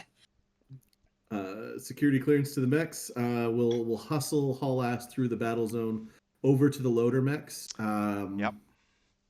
You race Yeah. your way towards the loader mechs, which are conveniently all parked mostly upright. One of them is kind of lying on its back, but all of you climb in for a moment, and Tony sort of races by, beep, beep, beep, as they come to life, as though keyed onwards. One of them standing up, and then the three of you begin pooh, pooh, racing towards this titanic kaiju fight in front of you. God. On Tony, on your glass, you can see it just counting down. 6, 5, 4, 3, 2, 1. You relay that to the others. Everybody drops prone very carefully. Right as the loader mech, or not the loader mech, but the mech's chest opens, there is a bright beam of cutting blue as a lance of light like cuts across the sky, cleaving bits of cloud apart. There is a boom from the Goliath. It crumples backwards with a slump, one of its horns entirely detached, shattering on the ground. It lands with a crash. There's a whole rumble.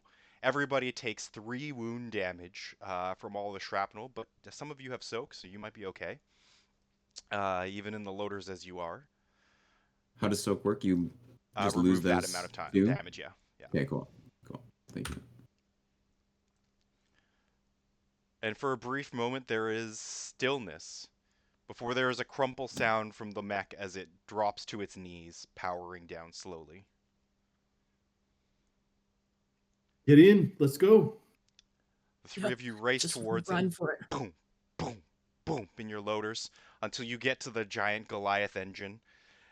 The chunk of the chest is bisected wide and open, and in the center of it, it is oozing out a green fluid from which, suspended, is a black cube.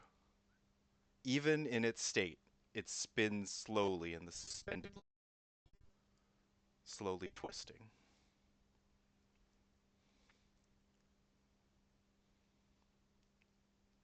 Diggle hop out. Not even waiting. All right, Dig, you hop out. I go grab the cube and You reach down yeah, and grab for the cube. I shall require a resilience check. do that probably. Hard. Probably can't do that.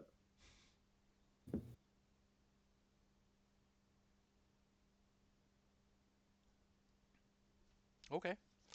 As you reach down, you grasp onto the cube, and the liquid that was on it immediately begins to burn. It begins climbing up your own skin, causing you 4, 5, 6 wound damage as it burns an acid-etched line up your wrist.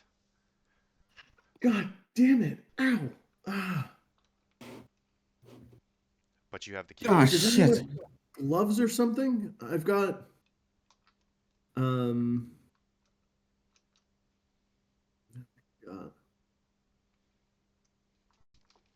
How like is this like thing floating in this fluid? Yeah, yeah. Well, you've pulled Okay. it out now, Can so I you've got it. Oh, okay, I do have it. Yeah, you do have it. Okay. Here. Maura's like getting out of the thing and runs over to you and puts her relic on your arm and uses heal. All right, you use heal. Maura, there is a flood of cooling energy that rushes down your arm and then into Dig. Dig, you heal 3 wound points. As your flesh immediately begins to knit, the burn recedes, and a light pink and white scar across your fingers and hand is all that remains. Thank you. Thank you. This magic shit is great. Yeah, I guess so. Hey, Tony, we gotta touch this thing and right? Yeah. Uh Dig is gonna gauze wrap it with the gauze from the first kit, and then put it out for everyone to touch. And I guess hands on and let's get out of here. Yeah. Yeah. Tony will scramble out and go and join the huddle. Everyone reaches for it, grabs on. Just as behind you, you can see the Goliath engine one gleaming blue eye blinks open. With its one remaining arm, it reaches for you to swipe before everything goes black and a sense of nausea and vertigo rips through your stomachs. Discombobulated, you feel like you tumble until all three of you land, each with a hand on the seed, boom, on the platform together.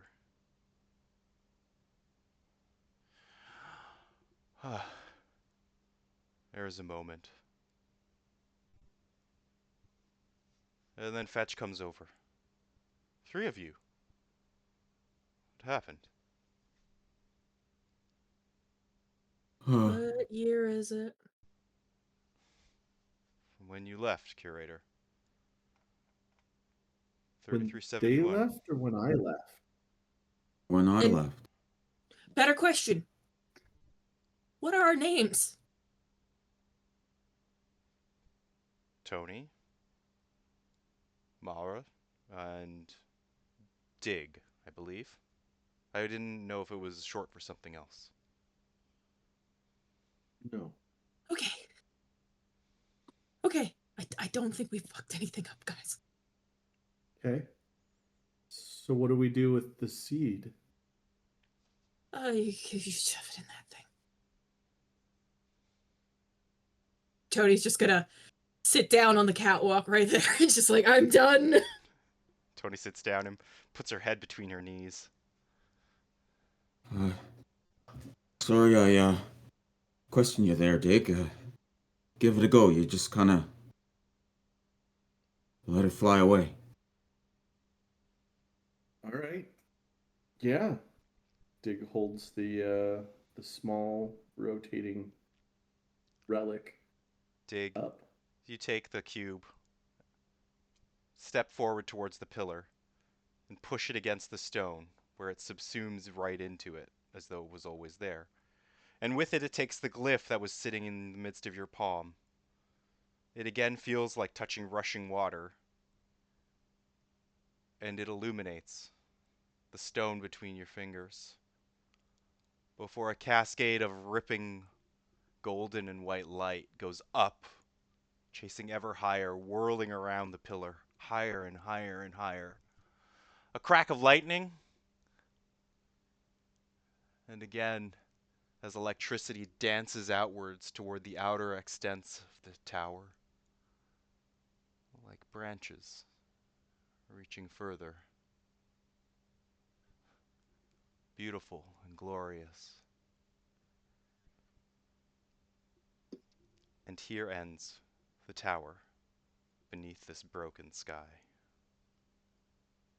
Fuck yeah, friends.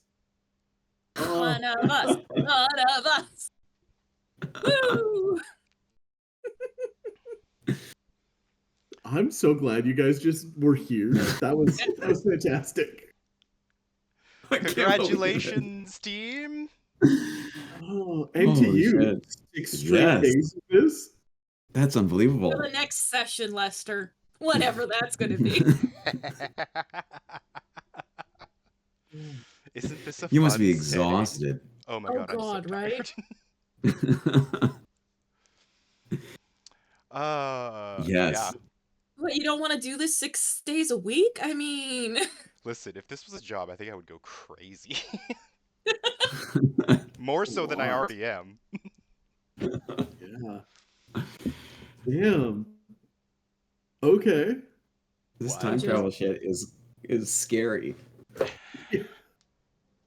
Wild. Oh, For those of you who might still be with us watching, thank you so much for going on this journey, for enjoying this crazy experiment.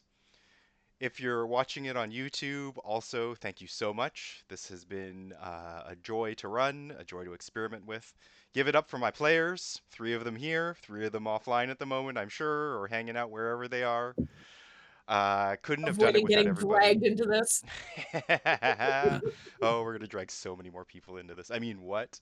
Oh, But no. yeah, thank you so much, Ben. Thank you, Jarrett. Thank you, Lise. Also, Emery, Thank you, Lester. Hojo, And Jeff, wherever you're at. Yep. Hopefully, you're gonna watch this VOD. We love you all. Thank you, thank Jay. you, Jay. our Yeah. assistant DM who's hanging Absolutely. out in chat and organizing so much and doing so much behind the scenes work. Thank you to our mod team. Thank you for so many friends coming and watching and chilling and chatting and rating. And one person subscribed, and that's so cool. And That's so cool. So cool. it's just such a Oh my wild time. god. Yeah, so Yeah. we have had an incredible journey this week, and this has been such a ride to run the tower beneath this broken sky. Until our next epic experiment, watch this space. Who knows? Maybe there will be more TTRPGs coming to you. Maybe we will stream our next campaign, Flotilla, and that might be a thing. Ooh. That So would be epic. you never know.